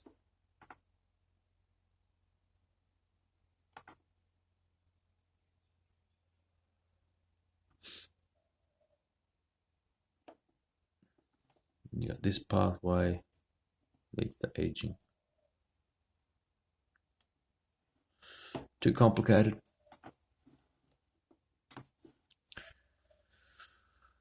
Too complicated from a perspective of, like, it's kind of like a maze, you know, those mazes. And it's like, oh, I didn't get down, oh, bang, you got down aging, you lose.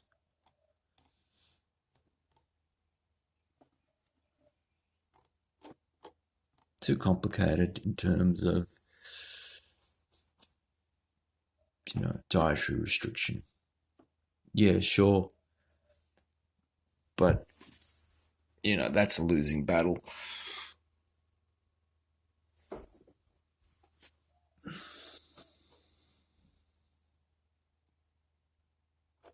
mtDNA. Consistent with the relevance of deregulated nutrient sensing as a hallmark of aging, dietary restriction increases lifespan or health span in all investigated eukaryote species, including non-human primates. That's a big statement. So dietary restriction increases lifespan or health span in all investigated eukaryote species, including non-human primates. So the less you eat, the more healthy you might be, to a certain degree, to a certain extent.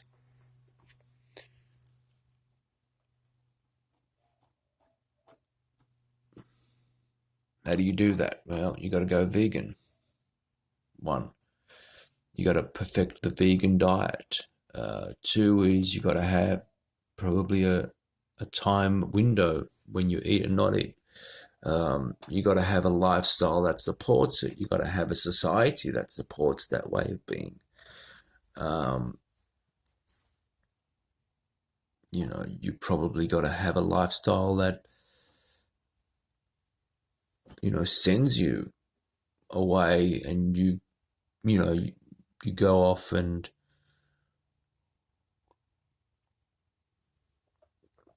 you tend to skip meals because you're traveling somewhere and you didn't get lunch, and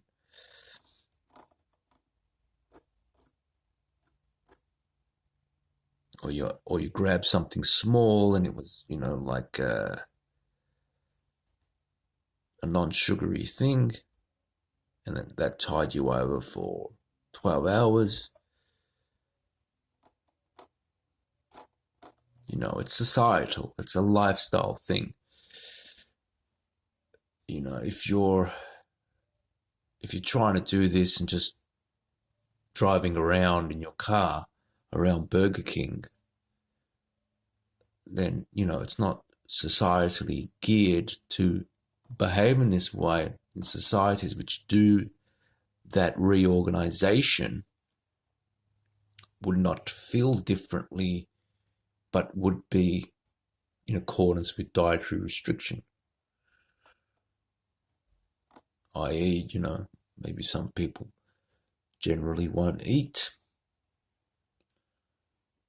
on the weekend or certain day of the week or something like that. Like those cultures that have fasting, right? It becomes societal, it becomes cultural, it becomes the way that things are. It's handed down to you.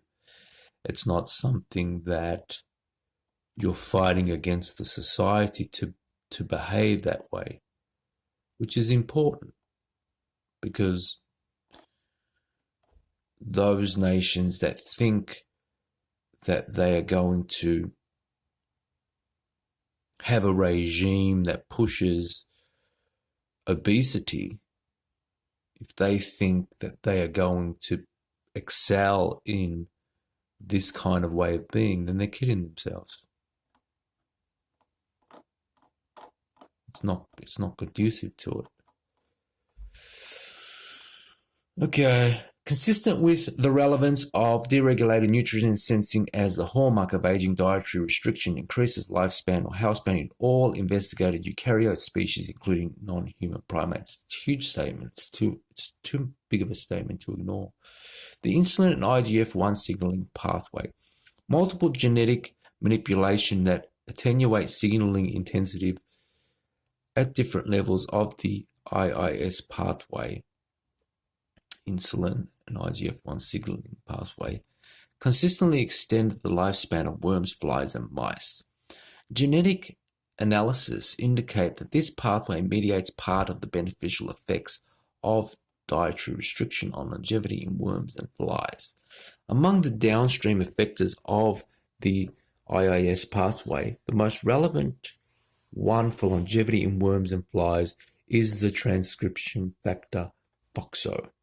In mice, there are 4 FOXO members, but the effect of their overexpression on longevity and their role in mediated increased health span through reduced IIS have not yet been determined. So if you think you're going to get a pharmacological pill that does this while people are obese, then yeah, sure, we want that pharmacological approach, but we don't want to be obese during it. We just want to say, maybe we can sprinkle it on our food. Maybe it's something that is beneficial. But what we don't want to do is have obesity and just taking a pill acting like it's going to do something. Obviously, every mature society or person is going to reject that notion, but there are nations that won't reject that notion. Okay? There are nations that want the pharmacological approach to complement the lifestyle approach, right? But there are some nations who want to ignore the lifestyle approach to believe in a pharmacological approach. What is said about that is, we want the pharmacological approach, but we also want the lifestyle approach. So continue In mice, there are 4 FOXO members, but the effect of their overexpression, longevity, and their role in mediating increased health span through reduced IIS have not yet been determined.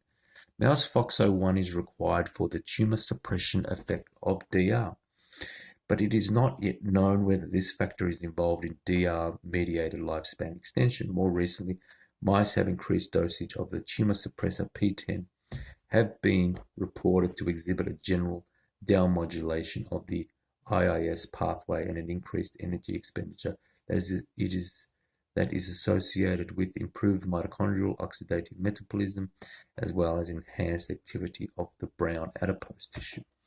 In line with other mouse models with decreased IIS activity, P10 overexpressing mice as well as hypomorphic P13, PI3K mice show an increased longevity. So this is all the gene endpoint to the situation where adding genes or shutting down genes could enhance your tumor suppression ability, could enhance your longevity, and a whole range of stuff, whole range of effects. Yet the means to do that is all important. It's about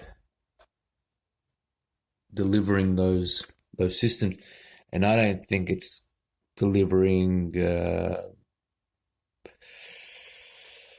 adeno-associated virus. Like, do you want to remove the adeno-associated virus after you've finished or something?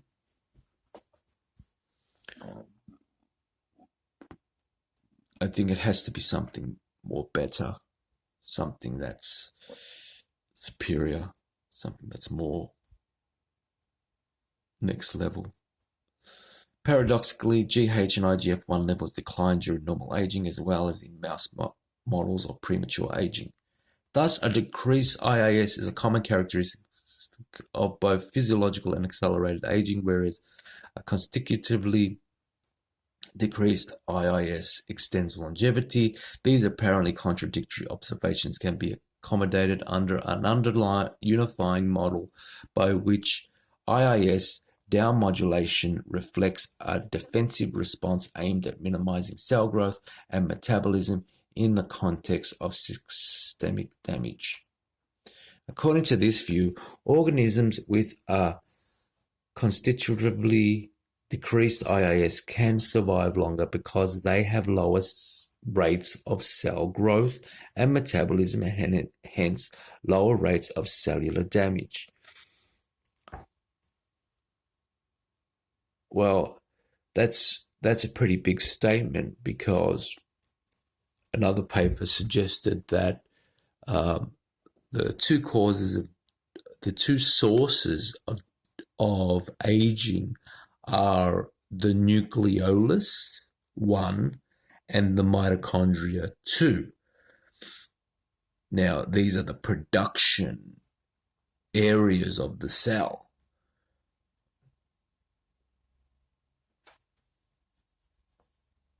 So it kind of alludes, probably incorrectly, that as the mitochondria have to produce their energy, or as the proteins have to be made, it's creating side effects. It's creating byproducts, and those byproducts are sort of being excreted, right, with urine. However, and this is a concept that will recur in the following sections. Defensive responses against aging may have the risk of eventually becoming deleterious and aggravating aging. Thus, extremely low levels of IIS signaling are incompatible with life, as exemplified by mouse null mutations in PI3K and AKT kinases that are embryonic lethal. Also, there are cases of progoroid mice with very low levels of IGF-1 in which supplementation of IGF-1 can ameliorate premature aging.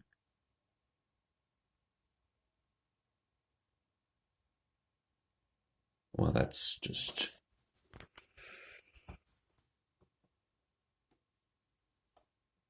I don't know what to say about that. Well, is there an ideal level of which there can be no more gain? Too high, too low, just right, Goldilocks? Other nutrient sensing systems, mTOR, AMPK, and sirtuins.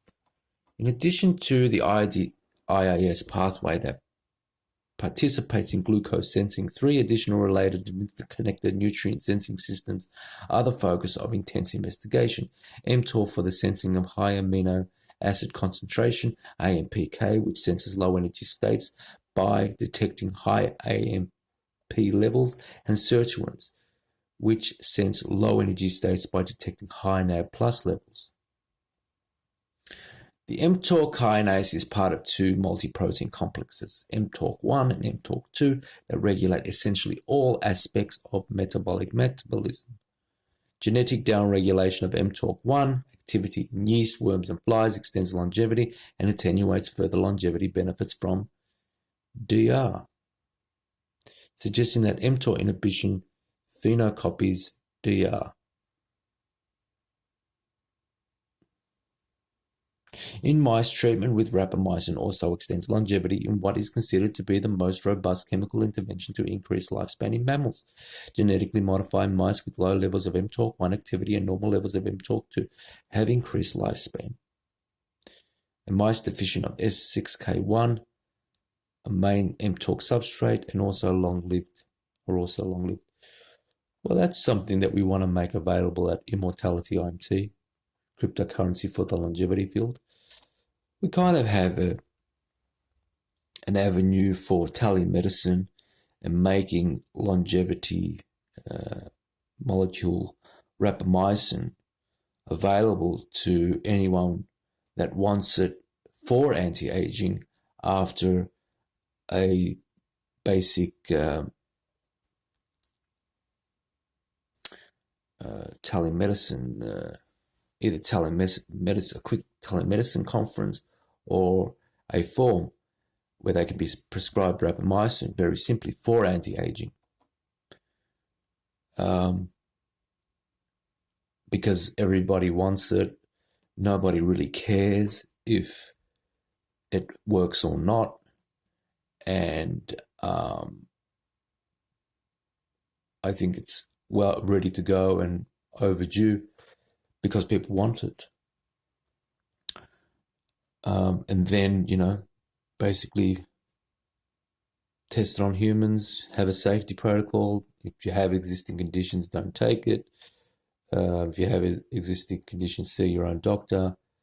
But if you're healthy and good to go, term and dosage, everyone says, bro science says 5 or 6 milligrams once a week or once every 2 weeks.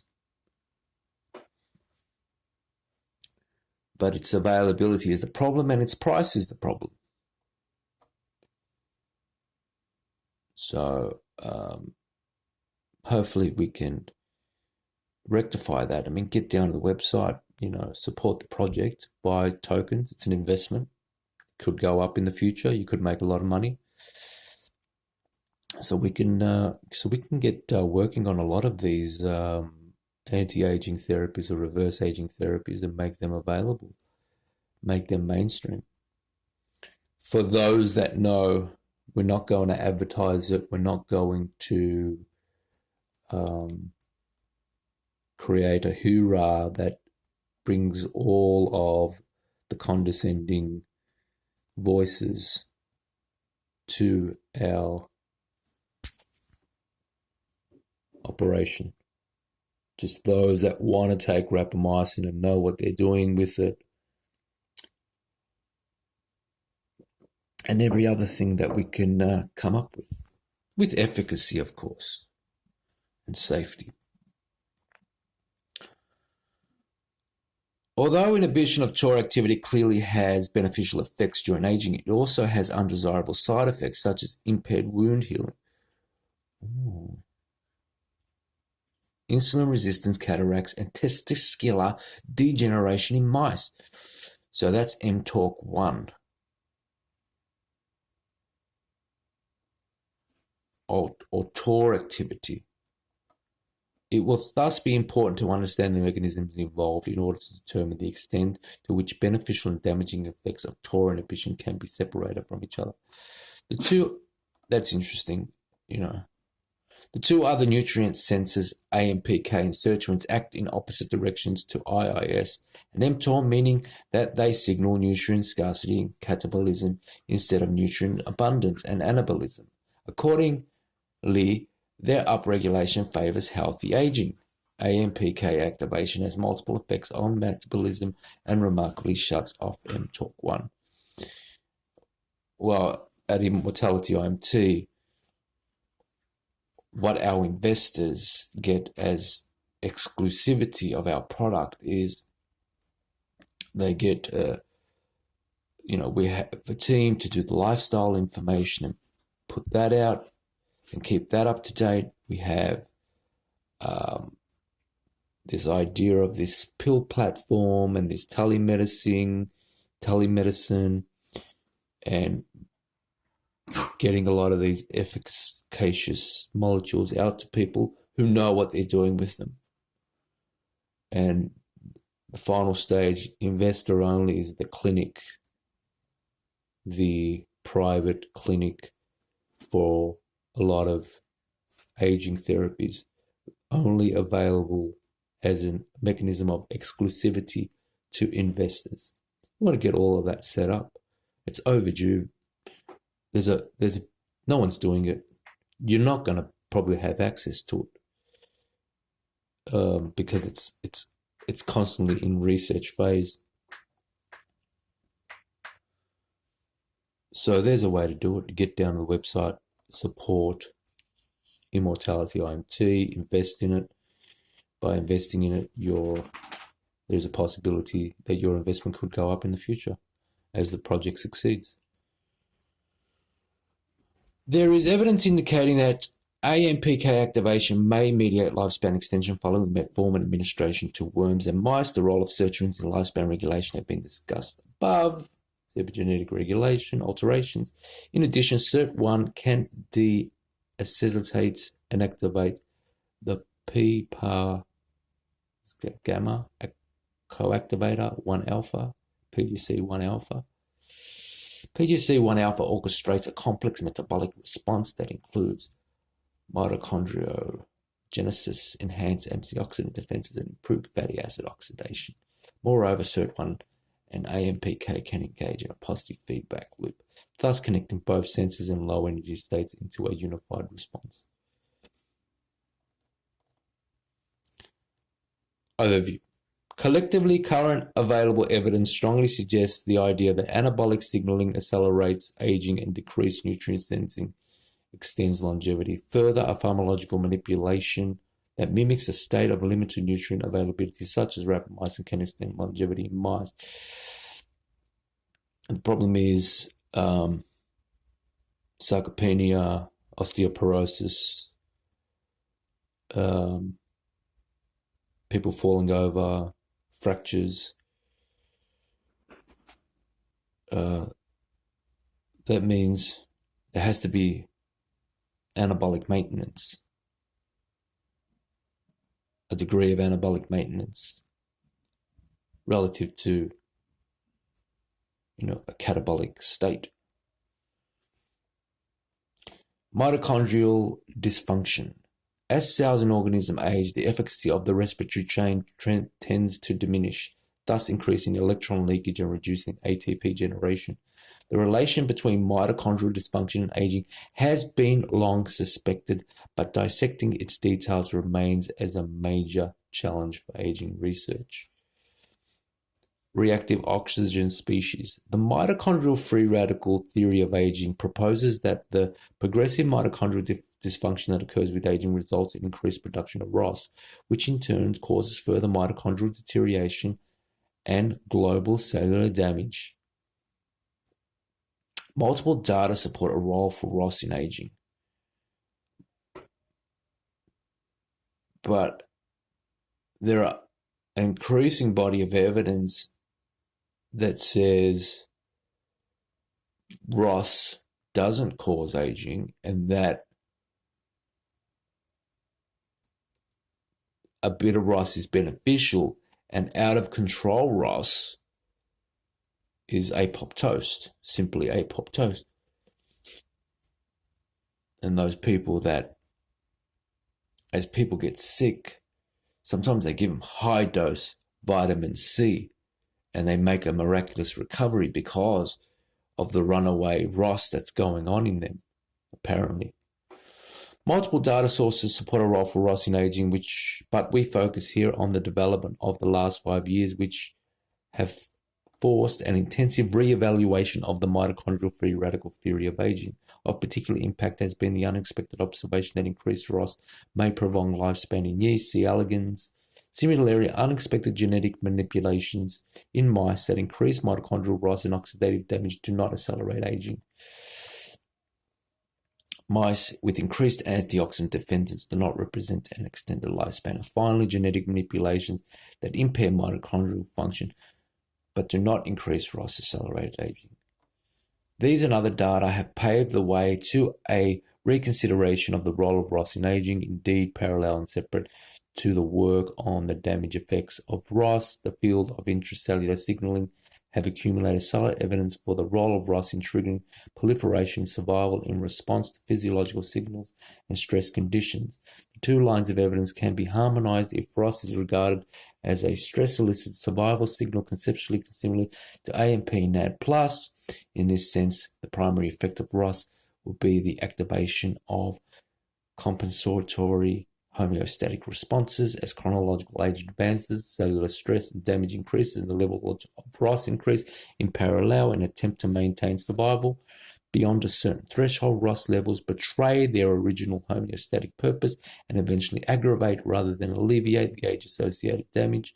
This new conceptual framework may accommodate apparently conflicting evidence regarding the positive and negative initial effects of ROS on aging. And so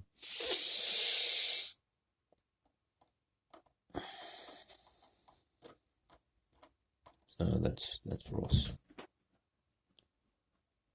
Mitochondrial integrity and biogenesis. Dysfunctional mitochondria can contribute to aging independently of ROS, as exemplified by studies with mice that are deficient in DNA polymerase, the gamma, genomic instability. This could happen through a number of mechanisms. For example, mitochondrial deficiencies may affect apoptotic signaling by increasing the propensity of mitochondria to permeabilize in response to stress and trigger inflammatory reactions by favoring ROS-mediated and/or permeabilization facilitated activation of inflammasomes. Also, mitochondrial dysfunction may directly impact cellular signaling and intercellular crosstalk by affecting the interface between the outer mitochondrial membrane and the endoplasmic reticulum. The reduced efficiency of mitochondrial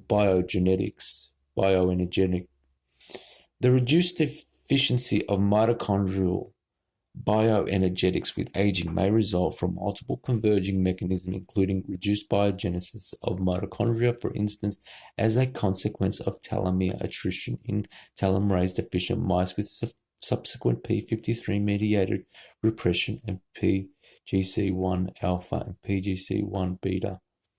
The mitochondrial decline also occurs during physiological aging in wild-type mice and can be partially reversed by telomerase activation. SIRT1 modulates mitochondrial biogenesis through a process involving the transcriptional co-activator PGC1 alpha and the removal of damaged mitochondria by autophagy. SIRT3, which is the main mitochondrial deacetylase, targets many enzymes involved in energy metabolism, including components of the respiratory chain, tricarboxylic acid cycle, ketogenesis, and fatty acid beta oxidation. SIRT3 may also directly control the rate of ROS production by deacylating manganese superoxide dismutase, a major mitochondrial antioxidant enzyme. Collectively, these results support the idea that telomeres and sirtuins may control mitochondrial function and play a protective role against age-related associated diseases. Other mechanisms causing defective bioenergetics include accumulation of mutations and deletions in mtDNA, oxidation of mitochondrial proteins, destabilization of the macromolecular organization of respiratory chain, supercomplexes, changes in the lipid composition of mitochondrial membranes, alterations in mitochondrial dynamics resulting from an imbalance of fission and fusion events, and defective quality control by mitophagy, an organelle-specific form of macroautophagy that targets deficient mitochondria for proteolytic degradation. The combination of increased damage and reduced turnover in mitochondria due to lower biogenesis and reduced clearance may contribute to the aging process. Interestingly, endurance training and alternate day fasting may improve health span through their capacity to avoid mitochondrial degeneration. It is tempting to speculate that these beneficial effects are mediated, at least in point, through the induction of autophagy, for which both endurance training and fasting constitute potent triggers. However, autophagy induction is probably not the sole mechanism through which a healthy lifestyle can retard aging, as depending on the precise DR regime, additional longevity pathways can be activated. So they've gone the way of pulsing autophagy with exercise, because when you exercise, it's anabolic. You're paracrining the system with exercise. So they've gone the way of autophagy and healthy exercise is like, you got to balance those out. And it might not just be, there might be more things that happen when you do that. But there could be a retardation of aging if you can live that way, but it's not, how effective is it really once you start getting on in years, once it starts to really accumulate. This is like something where somebody is only starting to age or isn't yet feeling aging and is going and he's thinking, fasting, and I fast and I do exercise, but how is this going to really be effective when aging really hits and you no longer can exercise, you no longer, fasting becomes bad for you because you're losing mass, you're losing brain mass, you're losing bone mass, you're wasting away.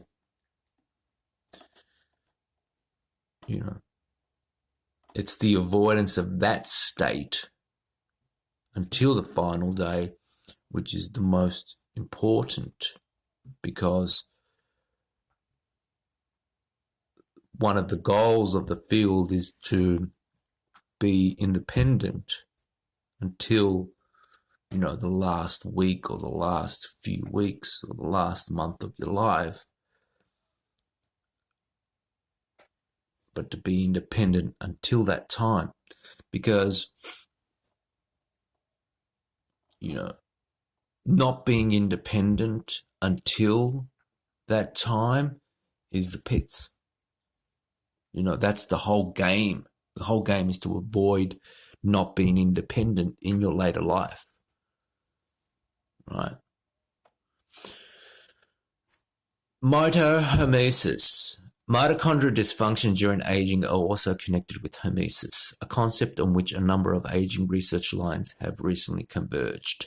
According to this concept, mild toxic treatments trigger beneficial compensatory responses that suppress the repair of triggering damage and actually produce an improvement in cellular fitness when compared to starting pre-damage conditions. Well, you're paracrining the system, right? You're crining the system.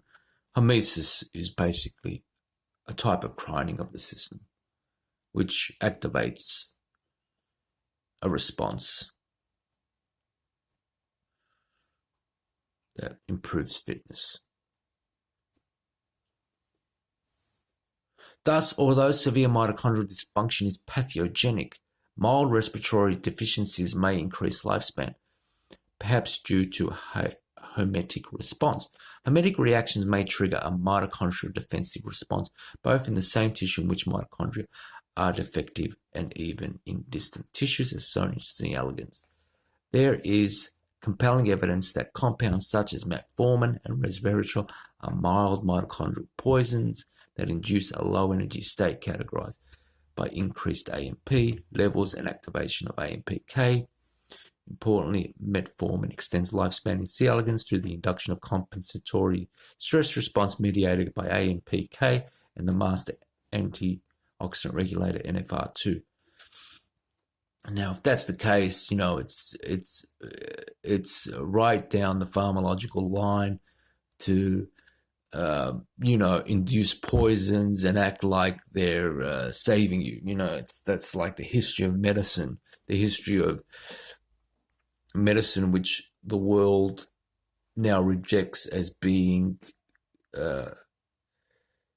ignorant, but they're still doing it. You don't want to get your hormetic response by poisoning yourself, right? You want to get a hormetic response by some activity, right? By exercising or fasting or some activity which is going to give you a very clean hormetic response, not by, poisoning yourself with some liquid, right? And so it's making me stronger. Recent studies have also shown that metformin retards aging in worms by impairing folate and methionine metabolism in their intestinal microbiome. Regarding mammals, metformin can increase mouse lifespan when administered from early life. In the cases of resveratrol and sirtuin activator SIRT-1720, there is convincing evidence that they protect from metabolic damage and improve mitochondrial respiration in a PGC-1 alpha dependent fashion. Yeah, but we saw that activation of the SIRTs.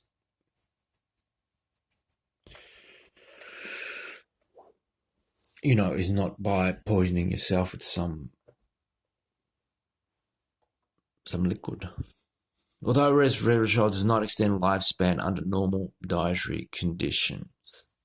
Furthermore, support of the role of PGC-1 alpha in longevity comes from the observation that PGC-1 alpha overexpression suffices to extend Drosophila lifespan in association with improved mitochondrial activity. Finally, mitochondria uncoupling either genetically through the overexpression of uncoupling protein UCP1 or by administration of the chemical uncoupler 2,4-dinitrophenol can increase lifespan in flies and mice. Overview. Mitochondrial function has a profound impact on the aging process. Mitochondrial dysfunction can accelerate aging in mammals, but it is less clear whether improving mitochondrial function, for example through mitohormesis, can extend lifespan in mammals, though suggestive evidence in this sense already exists. And obviously, infusing mitochondria in people, there are some studies that show that it does improve something about them. Okay, cellular senescence.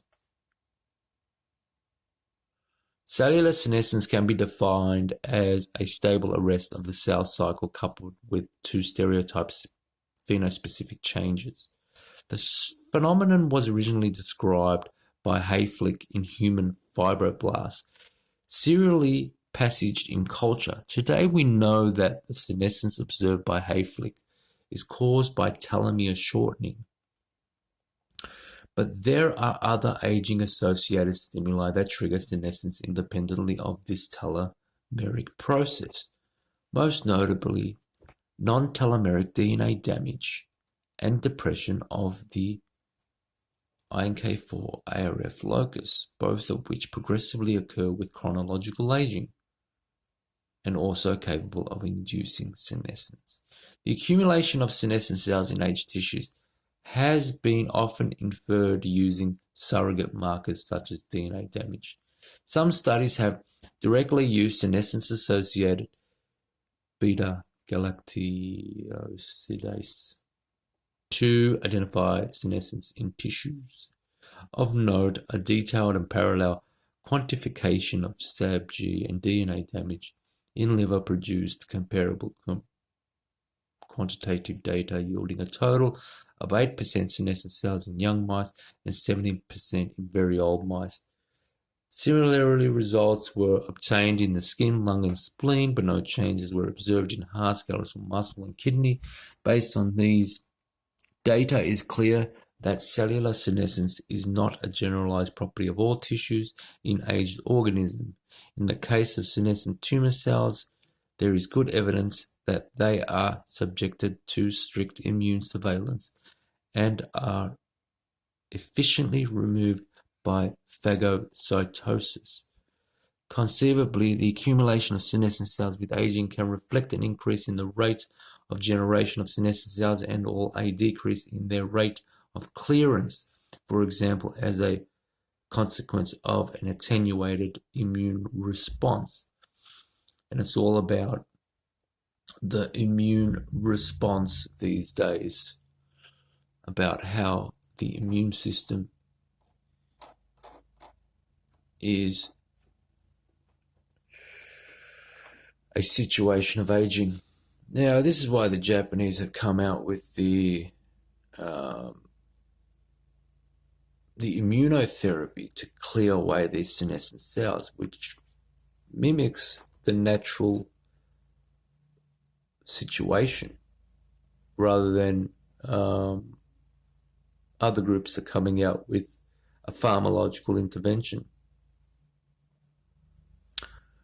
which attempts to clear out these senescent cells. Now, it's close. I mean,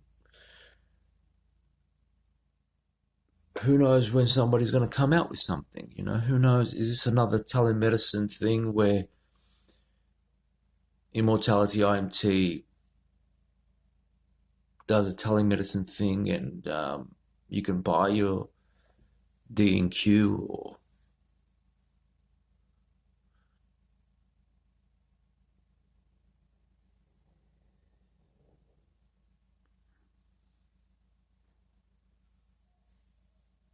after a thing? Who knows? But and also, who knows what the results will be in the human? Who knows what the, you know, how effective it is, each method, how effective each method is in removing these cells. I like to think that you can remove more than just senescent cells, that they're, you know, removing anything, you know, attempting to remove fibrotic tissue, you know, upregulating the regeneration and removing the cirrhosis in the fibrotic tissue and reimagining the repair of fibrotic tissue, you know, by upregulating regeneration or some other method to remove the fibrotic tissue from the system. As it increases with age, you get a lot of calcification and fibrosis.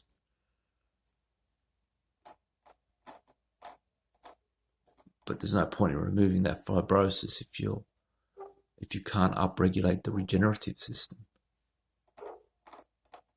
to actually get improved healing versus the go-to fibrosis with age. You know, let's see what this is. And whatever else, you know, accumulates with age, the defects down there. There's all kinds of defects with the structure of the system, the molecular structure, you know, an element that's not supposed to be there, finding its way there and becoming part of the structure and changing the nature of the structure, either making it more flexible or more weaker, more elastic or less elastic, and finding some way to remove that element from there, possibly through some immunotherapy or some other thing.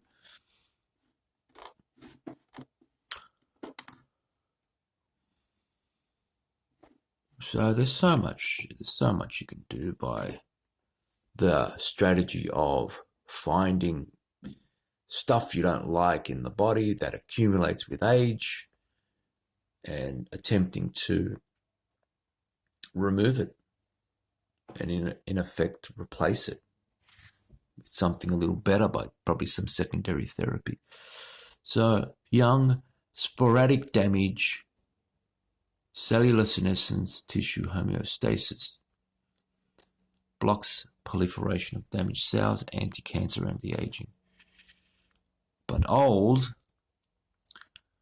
damage is up, repair is down, clearance is down, cell removal is down, all leading to cellular senescence. Blocks proliferation of damaged cells, it's anti-cancer, but tissue function goes down, inflammation goes up, effect on adjacent cells and stem cell exhaustion. And you get aging, it's pro-aging.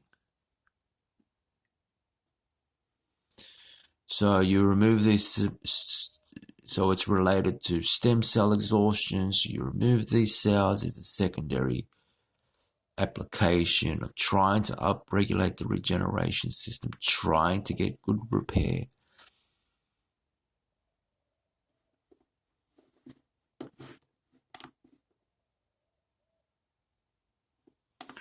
All right, let's have a look at this one. Stem cell exhaustion. So they go into stem cell exhaustion. You got the hematopoietic, you got the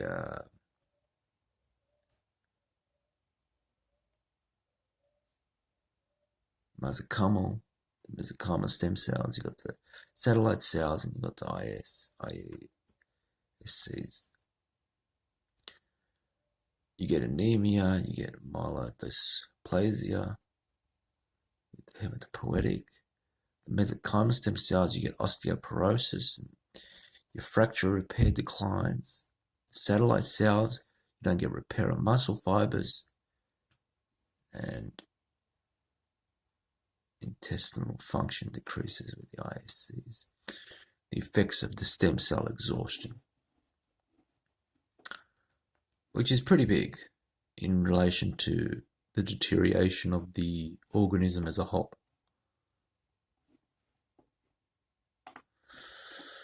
So these are pretty good maps of the cause, how they've gone upstream, and called intercellular communication.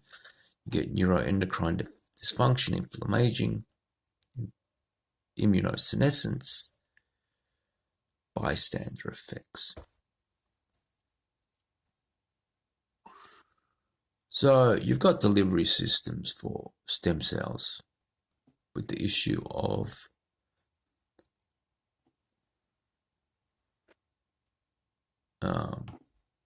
they get rejected by the immune system. So they can't become bone or muscle, or they can't become part of the organism, which there are a few ways of getting around that, which are still very preliminary, but there might be a way of getting around the immune effect and getting these stem cells to become, HSCs and mesenchymal stem cells, and have the immune system not destroy them, which don't involve immunosuppressants or anything. And altered intercellular communication, yeah, it's possible to affect the intracellular communication through the intravenous route, even the oral route, as a delivery mechanism.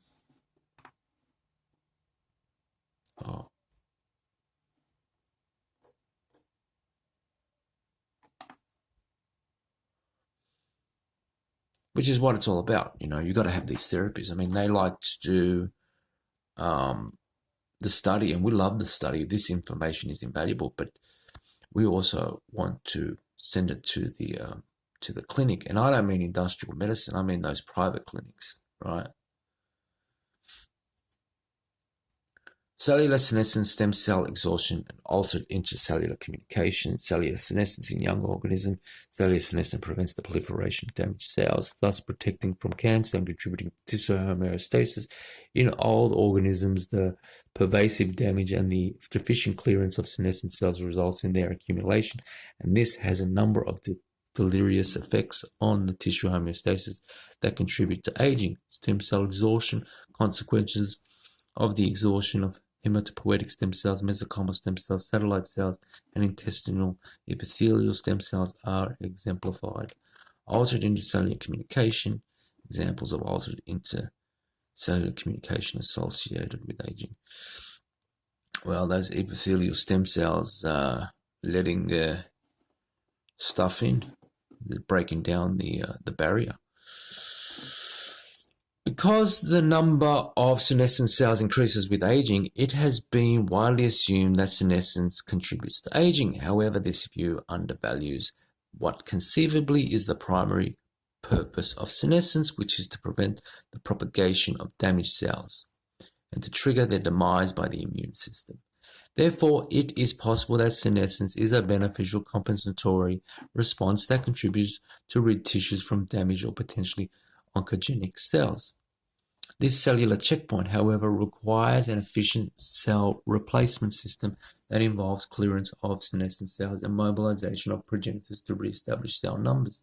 In aged organisms, this turnover system may become inefficient and may exhaust the regenerative capacity of progenitor cells, eventually resulting in the accumulation of senescent cells that may aggravate and damage and contribute to aging.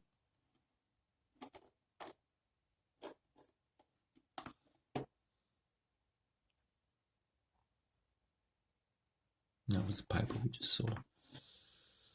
So, I mean, you need those stem cells. You need to be able to supply those stem cells and that intercellular communication. In recent years, it has been appreciated that senescent cells manifest dramatic alterations in their secretome, which is particularly enriched in pro-inflammatory cytokines and matrix metalloproteinases and is referred to as the senescence-associated secretory phenotype. This pro-inflammatory secretome may contribute to aging. See intercellular communication. The INK4A, RF locus, and P53. In addition to DNA damage, excessive mitogenic signaling is the other stress most robustly associated with senescence. A recent account listed more than 50 oncogenic and mitogenic alterations that were able to induce senescence. The number of mechanisms that implement senescence in response to this variety of oncogenic insults have also grown. But the originally reported P16, RB, and P19, P53 pathways remain, in general, the most important ones. The relevance of these pathways for aging becomes even more striking when considering that the levels of P16 and to a lower extent and also P19R correlate with the chronological age of essentially all tissues analyzed both in mice and humans. We are not aware of any other gene or protein whose expression is so robustly correlated with chronological aging across tissues, across species, and with a range of variation that on average is one of order of magnitude between young and old tissues, are encoded by the same genetic locus. A recent meta-analysis of more than 300 genome-wide association studies identified INK4A locus as a genomic locus that is genetically linked to the highest number of age-associated pathologies, including several types of cardiovascular disease, diabetes, glaucoma, and Alzheimer's disease. So that's a huge statement right there. These observations place INC4AR locus as the best documented gene that controls human aging and age-associated pathologies. A critical pending issue is to determine whether the disease-associated INC4AR alleles present gain or loss of function. So this is a big statement right there about this INC4AR gene. And it's genetically linked to the highest number of age-related pathologies. So they've identified that gene target right there, and it's, you know, it's suppression, it's inhibition, and it's a huge statement. Linked to the highest number of age-associated pathologies, including several types of cardiovascular diseases, diabetes, glaucoma, and Alzheimer's disease. Yeah, so this INC4AR is the primary target. Its inhibition is the primary target of aging well, if there isn't one better. The critical role of P16 and P53 in the induction of cell senescence has favoured the hypothesis that P16-induced and P53-induced senescence contribute to physiological aging. According to this view, the pro-aging activity of P16 and P53 would be a tolerable toll compared to their benefits in tumour suppression.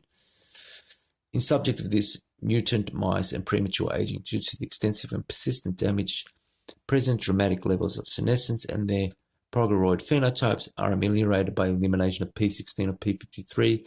This is the case with mice deficient in BCA1 with a mouse model of HGPS, and with mice with defective chromosomal stability due to a hyperformic mutation of BERB1. However, other evidence suggests a more complicated picture. In contrast to their anticipated pro-aging role, mice with a mild and systemic increase in P16, P19, P53 tumor suppressant exhibit extended longevity, which cannot be accounted for by their low cancer incidence. Although elimination of P53 aggravates the phenotypes of some progeroid mutant mice. Again, as discussed above for senescence, the activation of P53 and INC4AR can be regarded as a beneficial compensatory response aimed at avoiding the propagation of damaged cells and its consequences on aging and cancer. However, when damage is pervasive, the regenerative capacity of tissues can be exhausted or saturated. And under these extreme conditions, the P53 INC4AR responses can become deleterious and accelerate aging. Big statements there. Take note. I mean, they're very excited about the senolytics. They're very excited about the immune system. They're very excited about trying to maintain the stem cell system and the regenerative system as a way to get us to health span and lifespan. Overview. We propose that cellular senescence is a beneficial compensatory response to damage that becomes delirious and accelerates aging when tissues exhaust their regenerative capacity. Given these complexities, it is not possible to give a simple answer to the question of whether cell senescence fulfills the third ideal criteria for the definition of a hallmark. A moderate enhancement of the senescence-inducing tumor suppression pathways may extend longevity.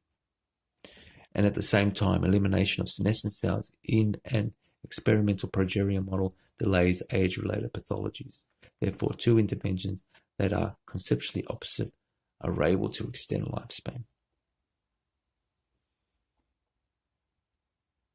Stem cell exhaustion. The decline in the regenerative potential of tissues is one of the most obvious characteristics of aging. Figure 5b.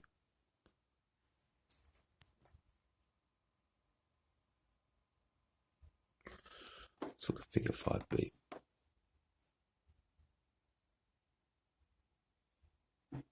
Oh, we already saw this. Yes, stem cell exhaustion. Well, I'm pretty big on stem cell exhaustion.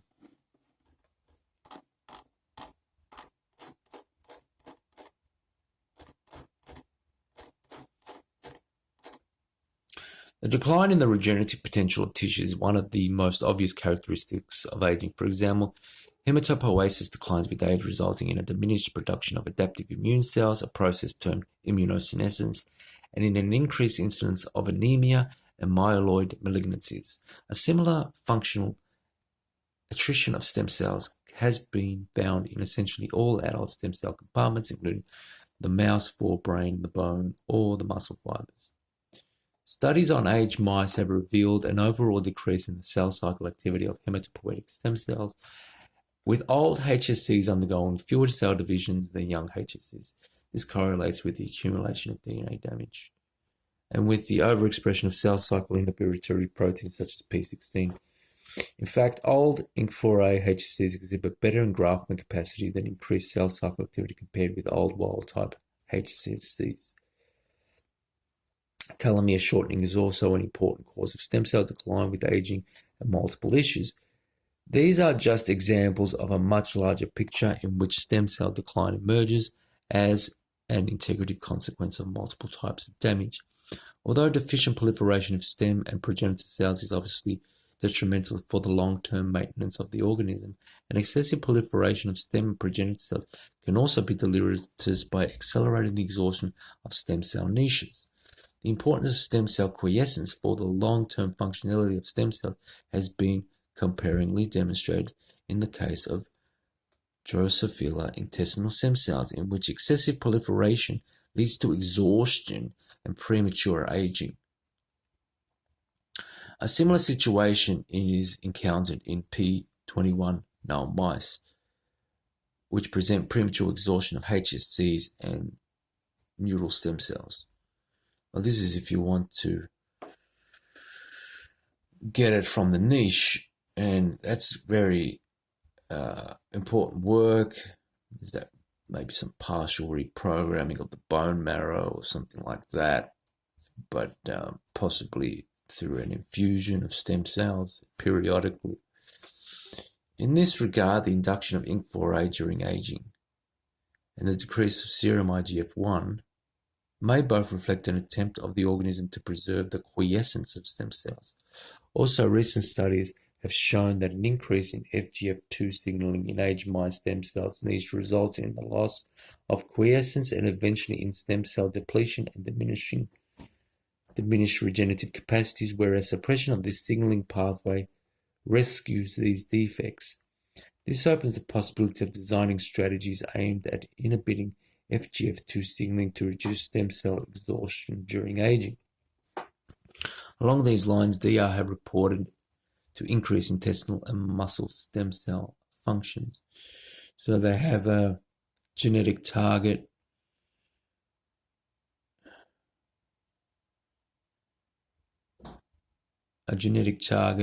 to reduce stem cell exhaustion, overriding the signaling of that gene. An important debate regarding the decline in stem cell function is the relative role in cell intrinsic pathways compared to cell extrinsic ones. Recent work has provided strong support for the latter, in particular transplantation of muscle-derived stem cells from young mice to progenoid mice extends lifespan and improves degenerative changes of these animals, even in tissues in which donor cells are not detected, suggesting that their therapeutic benefit may derive from systemic effects caused by secreted factors. Furthermore, parabiosis experiments have demonstrated that the decline in neural and muscle stem cell function in old mice can be reversed by systemic factors from young mice. Comboy. So they seem to have a way of reversing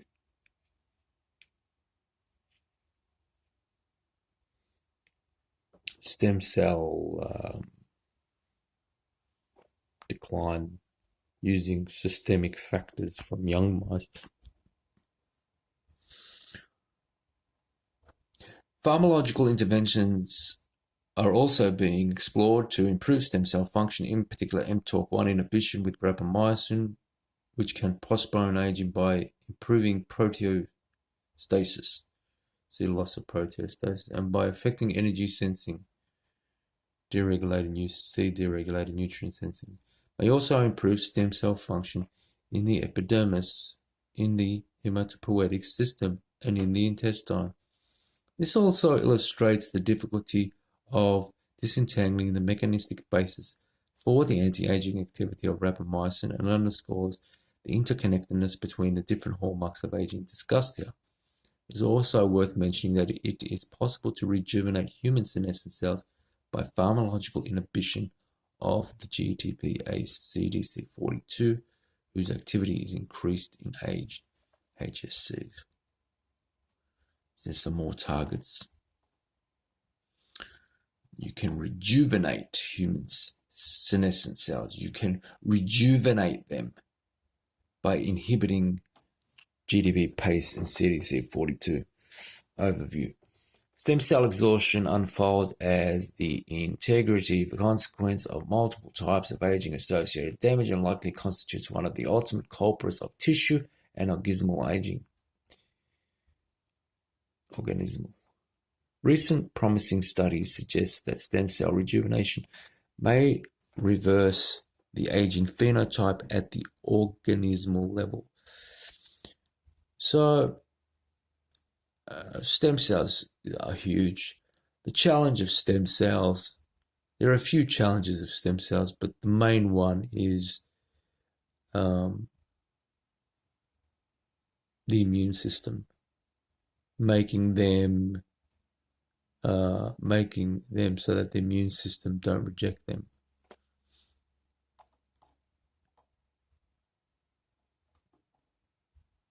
And also they have to be multipotent, because every stem cell niche is specific. Every parasite is specific to the area.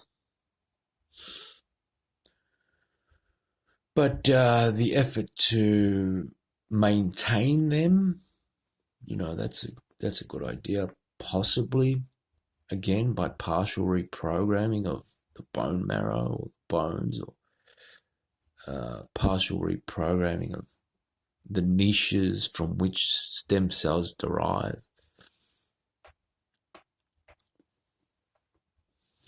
An embryonic niche, that is the source of the body's youth, youngness. Maintaining certain niches, like they had I think it was Turn Bio was talking about maintaining an embryonic niches, and while not trying to regenerate the whole body, you would maintain a niche. You would maintain these niches around the body as a source of that regeneration. It's a kind of a dominant source of that regeneration. Kind of like a seed, an embryonic seed niche from which the body derives from, and then it just propagates throughout the body. Altered intercellular communication. Beyond cell autonomous alterations, aging also involves changes at the level of intercellular communication, be it endocrine, neurocrine, and neuronal. Thus, neurohormonal signaling, renin, angiotensin, adrenergic, insulin, IGF-1 signaling tends to be deregulated in aging as inflammatory reactions increase, immunosurveillance against pathogens and pre-malignant cells declines, and the composition of peri- and extracellular environment changes. Inflammation. A prominent aging-associated alteration in intercellular communication is inflammation, i.e., a smoldering pro-inflammatory phenotype that accompanies aging in mammals. Inflammation may result from multiple causes, such as the accumulation of pro-inflammatory tissue damage, the failure of an ever more dysfunctional immune system to effectively clear pathogens and dysfunctional host cells, the propensity of senescent cells to secrete pro-inflammatory cytokines, see cellular senescence, the enhanced activation of NF-κB transcription factor, or the occurrence of a defective autophagy response.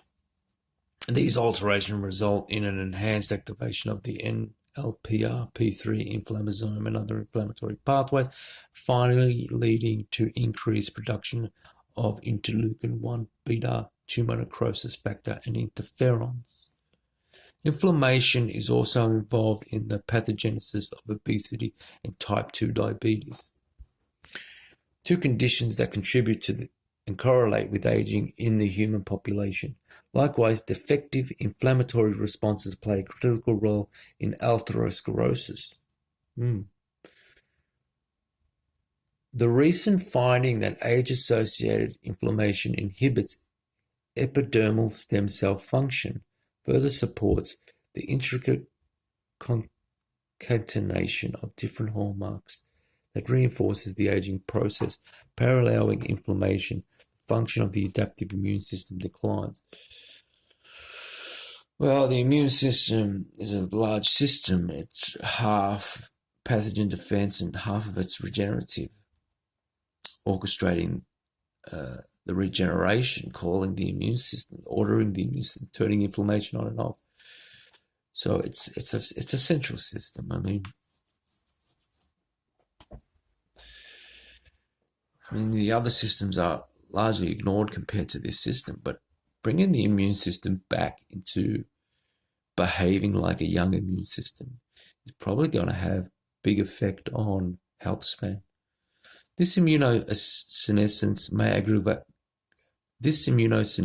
aggravate the aging phenotype at the systemic level due to the failure of the immune system to clear infectious agents, infected cells, and cells on the verge of malignant transformation. Moreover, one of the functions of the immune system is to recognize and eliminate senescent cells, as well as hyploid cells that accumulate in aging tissues and pre-malignant lesions. Global studies on the transcriptional landscape of aged tissues have also emphasized that relevance of inflammatory pathways in aging. Overactivation of the NF-κB pathway is one of these transcriptional signatures of aging, and conditional expression of the NF-κB inhibitor in an aged skin and transgenic mice causes the phenotype rejuvenation of this tissue. So, phenotype rejuvenation of this tissue, as well as the restoration of the transcriptional signature corresponding to young age.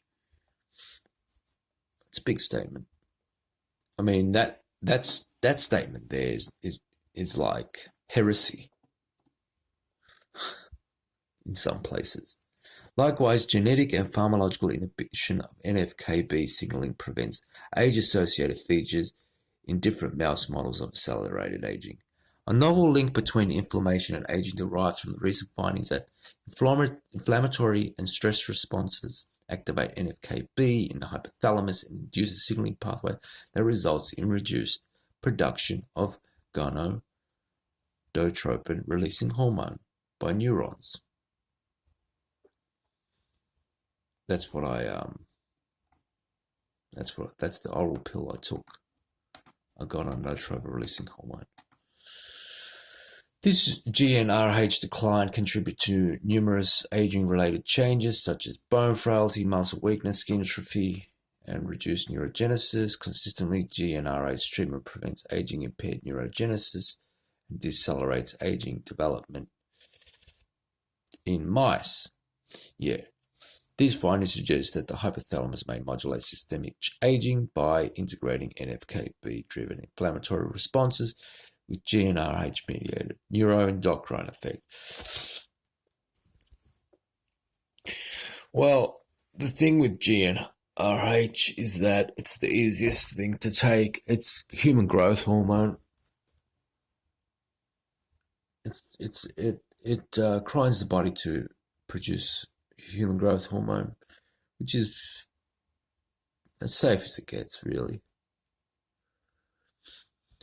But the relationship here with the brain and the hypothalamus, and that, pulsing a bit of GH could pep you up a little bit, especially before doing some gym work and doing some exercise, doing some cardio, allows you to get over the hump. Because when you see old people exercising or aged people exercising, they'll try and do it, but they just can't get there. You know what I mean? But it's not like they couldn't get there otherwise. It's not like they're over strenualizing themselves, and it's like they can't lift that weight because they just don't have the oomph to do it. And taking some of these performance-enhancing drugs that are probably banned by WADA, not injecting them, there are some oral ways of doing it, such as the GnRH tablets, in a safe way. Pop one before you go to the gym, and you get over the hump. If you can do it safely, you can do it with your doctor's okay.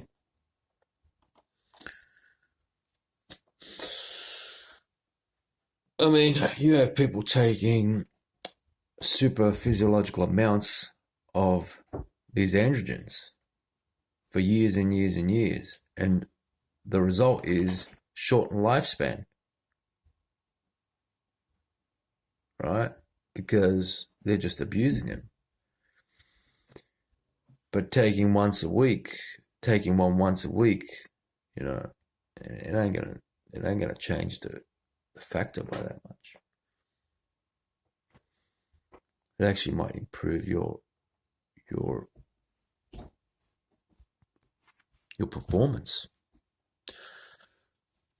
Further in vivo evidence linking inflammation and aging derives from the work on the mRNA decay factor AUF. Anyway, what we were saying here is about the hypothalamus. It says that a novel link between inflammation and aging derives from the recent findings that inflammatory and stress responses activate NFKB. I think that was the same gene thing that was given to us last time in the hypothalamus, and induce a signaling pathway that results in reduced production of growth hormone.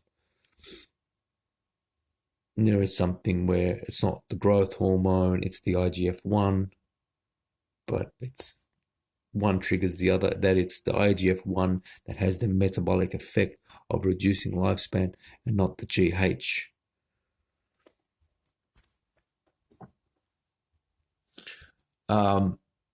But it's always together. Once you get the GH, you get the IGF-1.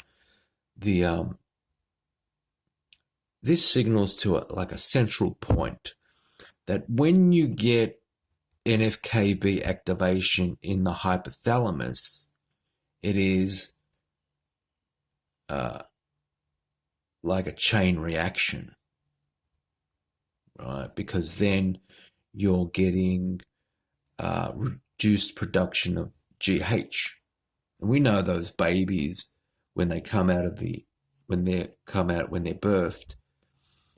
they have very high GH, and they are exhibiting fantastic healing, and GH is a part of that. So what you got here is an idea that if NFKB is activated in the hypothalamus, you get a huge chain reaction which changes the whole chemistry of the body, i.e. the reduction in growth hormone, right, which has massive effects all the way downstream.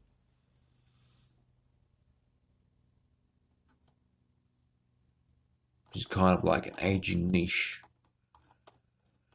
Further in vivo evidence linking inflammation and aging derives from the work of Further in vivo evidence linking inflammation and aging derives from the work on the mRNA decay factor AUF1, which is implicated in the cessation of inflammatory responses by mediating cytokine mRNA degradation.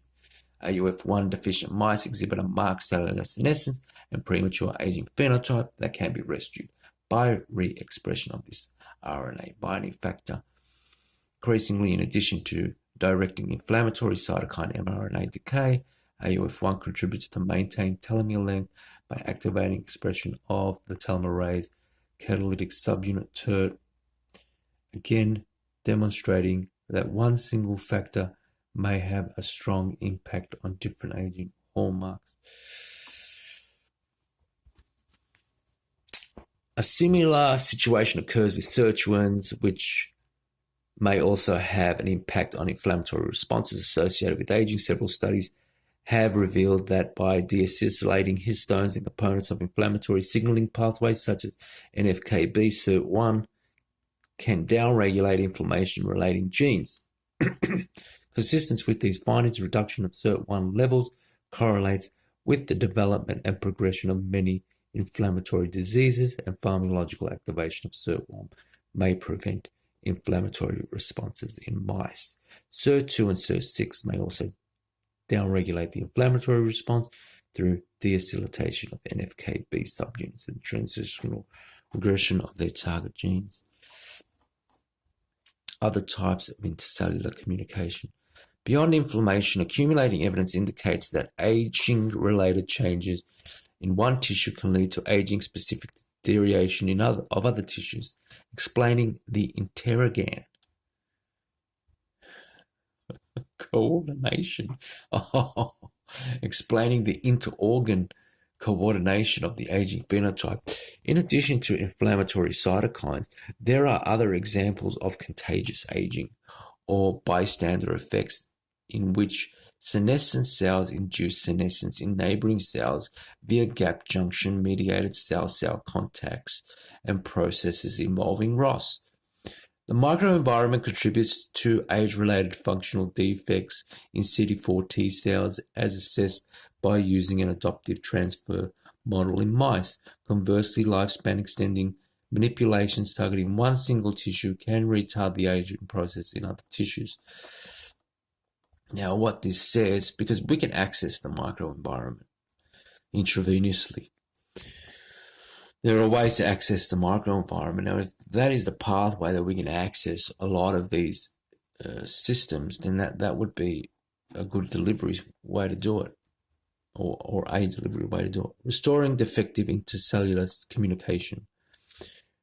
There are several possibilities for restoring defective intercellular communication underlying aging processes, including genetic, nutritional, or pharmacological interventions that may improve the cell-to-cell communication properties that are lost with aging. Of special interest in this regard are the DA approaches to extend healthy lifespan and the rejuvenation strategies based on the use of blood-borne systemic factors identified in parabiosis experiments. Moreover, the long-term administration of anti-inflammatory agents such as aspirin may increase longevity in mice and healthy aging in humans. Well, aspirin's like a super drug, but there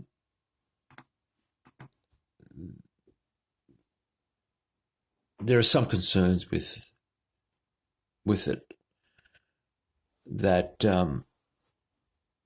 have to be looked at more in depth to maybe have a type of aspirin that would be safe to take.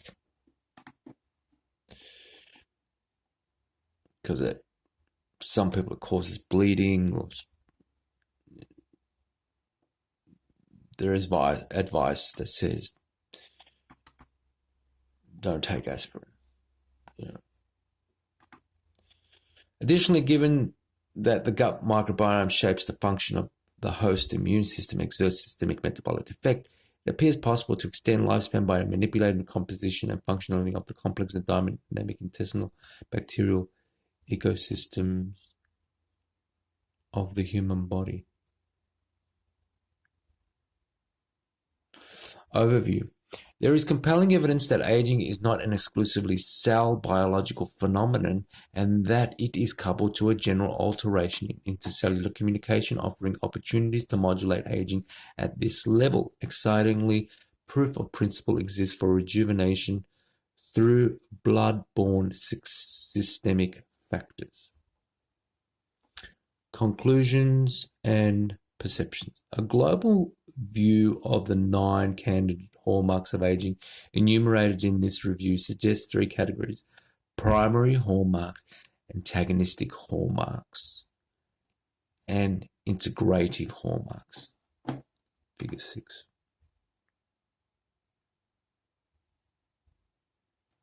Okay, so they've kind of created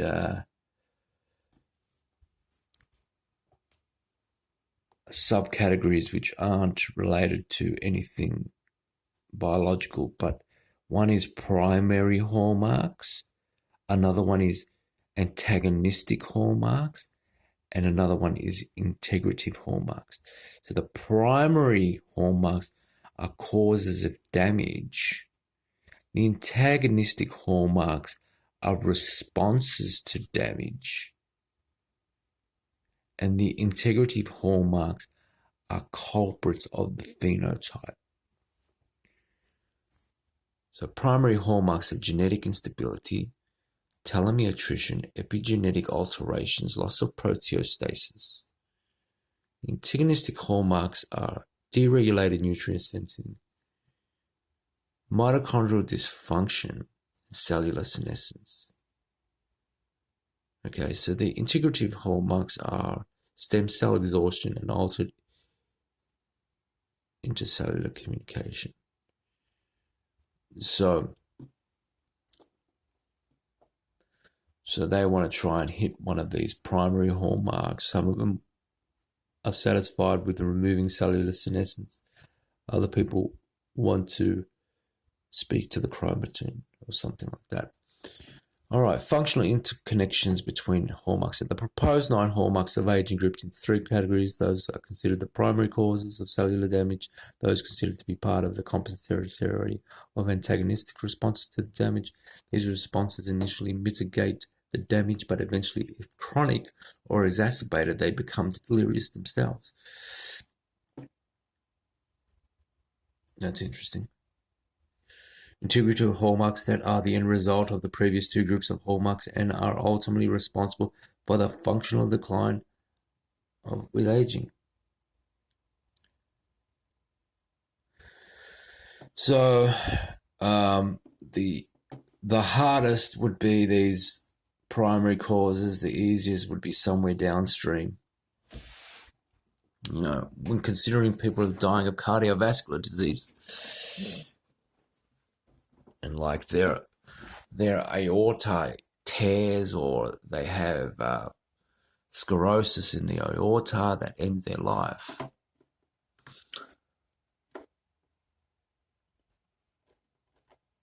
Defining hallmarks of aging may contribute to 1. Building a framework for future studies on the molecular mechanism of aging and designing interventions to improve human health span. However, there are still numerous challenges ahead in relation to understanding this complex biological process. The rapid development of next-generation sequencing technologies may have a special impact of aging research by facilitating the evaluation of the genetic and epigenetic changes specifically accumulated by individual cells in an aging organism. These techniques are already being used to determine the whole genome sequence of individuals with exceptional longevity, to perform comparative genomic studies between short-lived and long-lived animal species and strains, and to analyze age-associated epigenetic changes at maximum resolution. Parallel in vivo studies with gain or loss of function animal models will be necessary for moving beyond correlative analysis and providing causal evidence in favor of the implication of these proposed hallmarks in the aging process. Besides the characterization of individual hallmarks, systems biology approaches will be required to understand the mechanistic links among the processes that accompany and lead to aging. Additionally, molecular analysis of the genome-environment interactions that modulate aging will help to identify drug targets for longevity promotion. We summarized that ever more sophisticated approaches will eventually resolve many of the pending issues. Hopefully, these combined approaches will allow a detailed understanding of the mechanism underlying the hallmarks of aging and will facilitate future interventions for improving human health span and longevity. So that's the image that you usually get, figure 7. The 9 hallmarks of aging are shown together with those therapeutic strategies for which there is proof of principle in mice. So this is a strategy of identifying the hallmarks, assigning it to a therapy or therapies to ameliorate those hallmarks. Pretty good strategy. All right, so you have clearance of senescent cells, stem cell therapies, anti-inflammatory drugs, blood-borne rejuvenation factors, elimination of damaged cells, telomerase activation, reactivation, epigenetic drugs, activation of chaperones and proteolytic systems, dietary restrictions, insulin IGF-1 and mTOR inhibition, AMPK and sirtuin activation, mitochondrial and mitophagy. So look, they've given you they've given you the hallmarks, and they've also given you the proposed means of tackling each one of those hallmarks. And there's the acknowledgements and the references.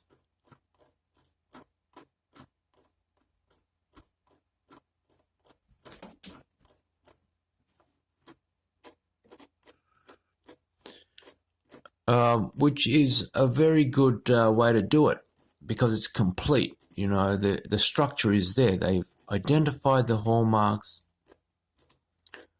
They've spoken a little bit about them.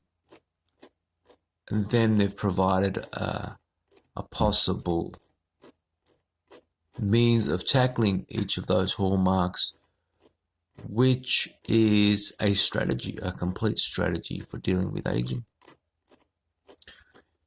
Societally, pharmacologically, or as a clinic that specializes purely in strategies, in complete strategies of dealing with aging.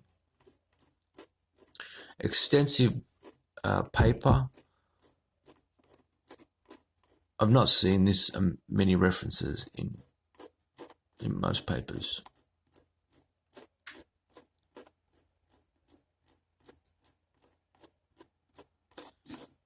So,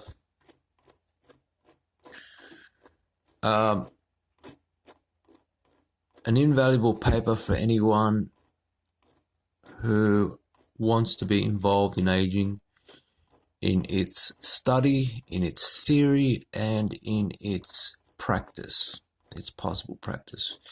Now, at Immortality IMT, we're not about some kind of daycare center where somebody comes in and says hello, and somebody says, "Oh, how are you going today? You're doing so much better," but really you're not doing anything better. But we're about, getting to the bottom of this, and being completely up to date all the time in practice and in research, and developing the highest expertise clinic possible in a given age, a given time.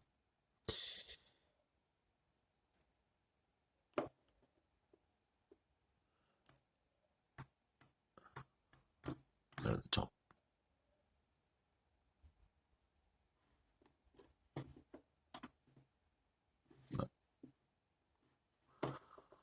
Go to the top. That was the hallmarks of aging. So what do you think? How is this going to play out? Is it each lab trying to put out their own little product that captures the imagination of the people? Is it those lifestyle scientists and those labs putting out great information that people are following? Is it the industrial-based medicine where you have, therapies being sold? Come and get your stem cells. Hey, you know what? Now 90% off. Come and get some stem cells. And we'll throw in some telomeres. Or is it going to be that central clinic in Central America that avoids the FDA, but some of them have been around for a good 20 years now? Like that one in Panama, the Deregulated clinic, which is probably at the forefront of stem cell research, of stem cell therapy? Or is it going to be a clinic that tries to do everything and take you from one state to another? Or is it going to be like a Peter Attia model where he designs a method of existing that is like the fitness industry, yet it's the fitness a la longevity fitness center? There's a lot of things going on. Okay, Immortality IMT. Come check us out. Head down to the website. Buy some tokens. If you're a lab, support the project. In turn, we might actually fund your research one day. Okay, bye for now.